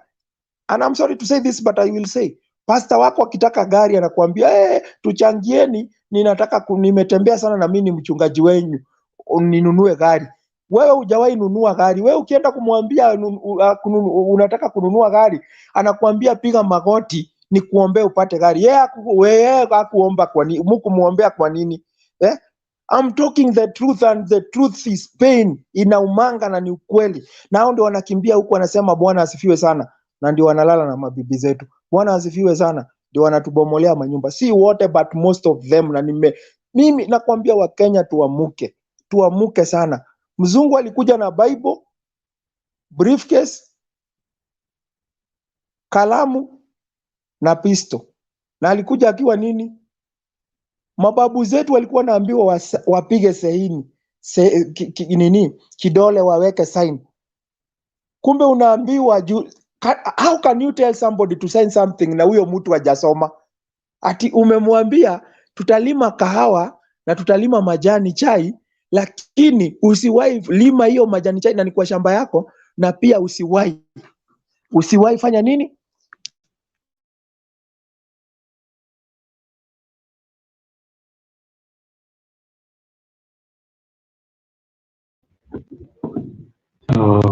Our viewers, thank you very much for those that are watching. I know what has and there is a small itch on network, but they will be back soon. Our brother Eric is joining soon too. The only thing that I want to say is that up to where we are right now, I am so happy. At least we have had that truthful conversation, most of the politics. And you can see the political arena that we have in the country today is not favorable. So I believe and I know that wherever you are, you're in a position to at least feel free. You can use the comment section and communicating with us. I can see our brother Alex amesema amesema ukweli. Our members of parliament hawakule ng'ombe, na hiyo ndio ukweli. So up to this juncture, I think it would be okay if we call it tonight, if I'm not wrong, so that we can meet again today in the evening. And I am so happy that at least today we managed to be back with our programs. And feel free to share our programs. Thank you very much for those that have supported us. In terms of liking, commenting, or talking about their opinion and what they think and how they feel the country is. Where we are, I want to state it categorically that we are not going to shy and to be cowards. I don't think as if anybody was born to be a coward in this world, so nobody's going to cowards, and we can't be cowards. In Azimio, they have been telling us that we need to accept and move on. We can accept that someone was selected by few individuals, that is including I.E.B.C, Supreme Court, Kamago, the Machinery, and his friends, but will not move on, because if I ask you where we are moving on to, you will not explain that to me. Number two, where I am today, I am so comfortable. I am joining my brothers and from Azimio family, those that are for the idea that wacha unga ifike 300 na 3,000, sababu 300 sasa hivi, wacha unga ifike 3,000, 2 kilograms, 2 kgs of sugar should be 10,000, 1 liter of oil should be 100,000 shillings. And another thing that I believe on, that I know, is that hustlers doesn't need fuel. Hustlers will take as fertilizer, wakanyage wa slide wafike pale wanataka kwenda. So haja gani watakia fuel? Fuel 1 liter kwa 100,000. We are so much comfortable. Mali tumefika, the only thing mimi sitakosa kusema is that the so-called William Ruto stop being tourist. The individuals, if the individuals selected you and made you to be at the helm of power today, and they never briefed you on what you are supposed to do in that office, then I think it's high time you go back to them, so that at least they can brief you nicely you will come to understand what you need to do in that office instead of you just being there. You being there doing nothing is not assisting anything in this country. These theatrics that you are trying to come up with, they're not assisting with anything at all. We are at a point that we need things to start moving. Where you found economy it was so stable, we had a lot of things that were going on here and there. Yesterday, but when I saw you went to Tanzania, project yenye Uhuru alianzisha na President Suluhu, umeenda kuichukua ni kama ndio naanza start your projects, anza project zako na kazi ikiwashinda resign, ukishindwa na kazi resign, wachana na kazi sababu umeshindwa. Hii maneno ya kutembea tu na kuongea saa zote hasla kwa TV, we just all over. Nobody wants to see your face, my friend. In Kenya, I'm rest assured that even if I Google today, we will come to realize that we are not less than between over 10 million men. You are a man like us, Ruto and Gachagua, so we don't need to see your face. Yes, we don't need to see your face. So kindly start getting busy. Get busy, jorosha nchi uzuri polepole, wachana na hiyo upuzi ya siasa. Sasa siasa ilishaisha. Fanya kazi ukitaka, na kama utaki resign. Kuna watu wengi wanaweza endesha nchi, sio nyinyi. You can't campaign propaganda. You expect that other kazi utafanya na propaganda. It's not possible. Ours in your family, let me call it tonight. In the evening we'll meet once again. We'll talk. Nobody will, even if anybody summons me today, I'll not try to go away. I will go. Wakisema wanataka kuniua, I'll not be the first person. Watu wamekufa wengi, hata wameua wengi, tumechoka. And remember I said earlier that our dead brothers watuonee huruma, sababu sasa hata wao mahali wako wanasakata tu ngoma, mwenye anaongoja kwenda heaven na hell, unaongoja, lakini they are celebrating where they are. Sisi hatujui kama tutakufa, hatujui kama hata tukikufa na hell tutaenda ama heaven, hiyo yote hatujui. Instead of kuwa na furaha hata tupate ugali kadogo, hiyo haipo. You are telling us that you come up with the introduction of GMO. Familia yako ndio itakula. Let's stop this nonsense. So I was in your family up to this point. I think I'll call it tonight, and I believe we'll meet in the evening. Thank you very much for those that have stayed with us. Our viewers, I know that we do go beyond this time, but for today, since we at least we energized a bit and we decided to come back, let's just call it tonight, and I think and believe that we'll meet. We'll discuss more and all that. If you have anything that you want to share with us, and you think and feel that you want to support us, you can get us through. We have got our number, the WhatsApp number on our platform. Kindly get us through that, or you can use our inbox, and we'll talk more about everything. And I think and believe that we'll make a step ahead. Today I saw Baba was so energetic and young. Let me not forget that. He was so energetic and young. He walked like nobody's business. Hey, Baba alikuwa na furaha. Na huyo ndio mtu alikuwa anapeleka Bondo. Uhuru tulipita kama nalima Jaweli, nalima kabisa, nalima. Na ako na furaha. He looks so much moyala. Kenye nanifurahisha juzi, he told the Kenya Kuisha of Minions that, you know, mnasema mimi ni peace what and alafu sieni najaenda, and there's nothing nobody can do about it. So these are the kind of things that are making me happy. And before I forget, I want to urge everybody, kindly pray for yourself wherever you are. Pray for your family. Pray for your neighbors. Remember, you pray for our country. Pray for our Deputy President, Mama Martha Karua. Pray for our President, Raila Amolo Odinga. Remember to pray for the platform. Facebook, Azimio, stroke inawezekana for Raila the Fifth. On YouTube, Azimio inawezekana Raila TV. And lastly, kindly remember, you pray for me, pray for our viewers, do pray for our guests and everybody. Let's come together and pray so that we can continue having a good days ahead. Thank you very much. Have a lovely evening.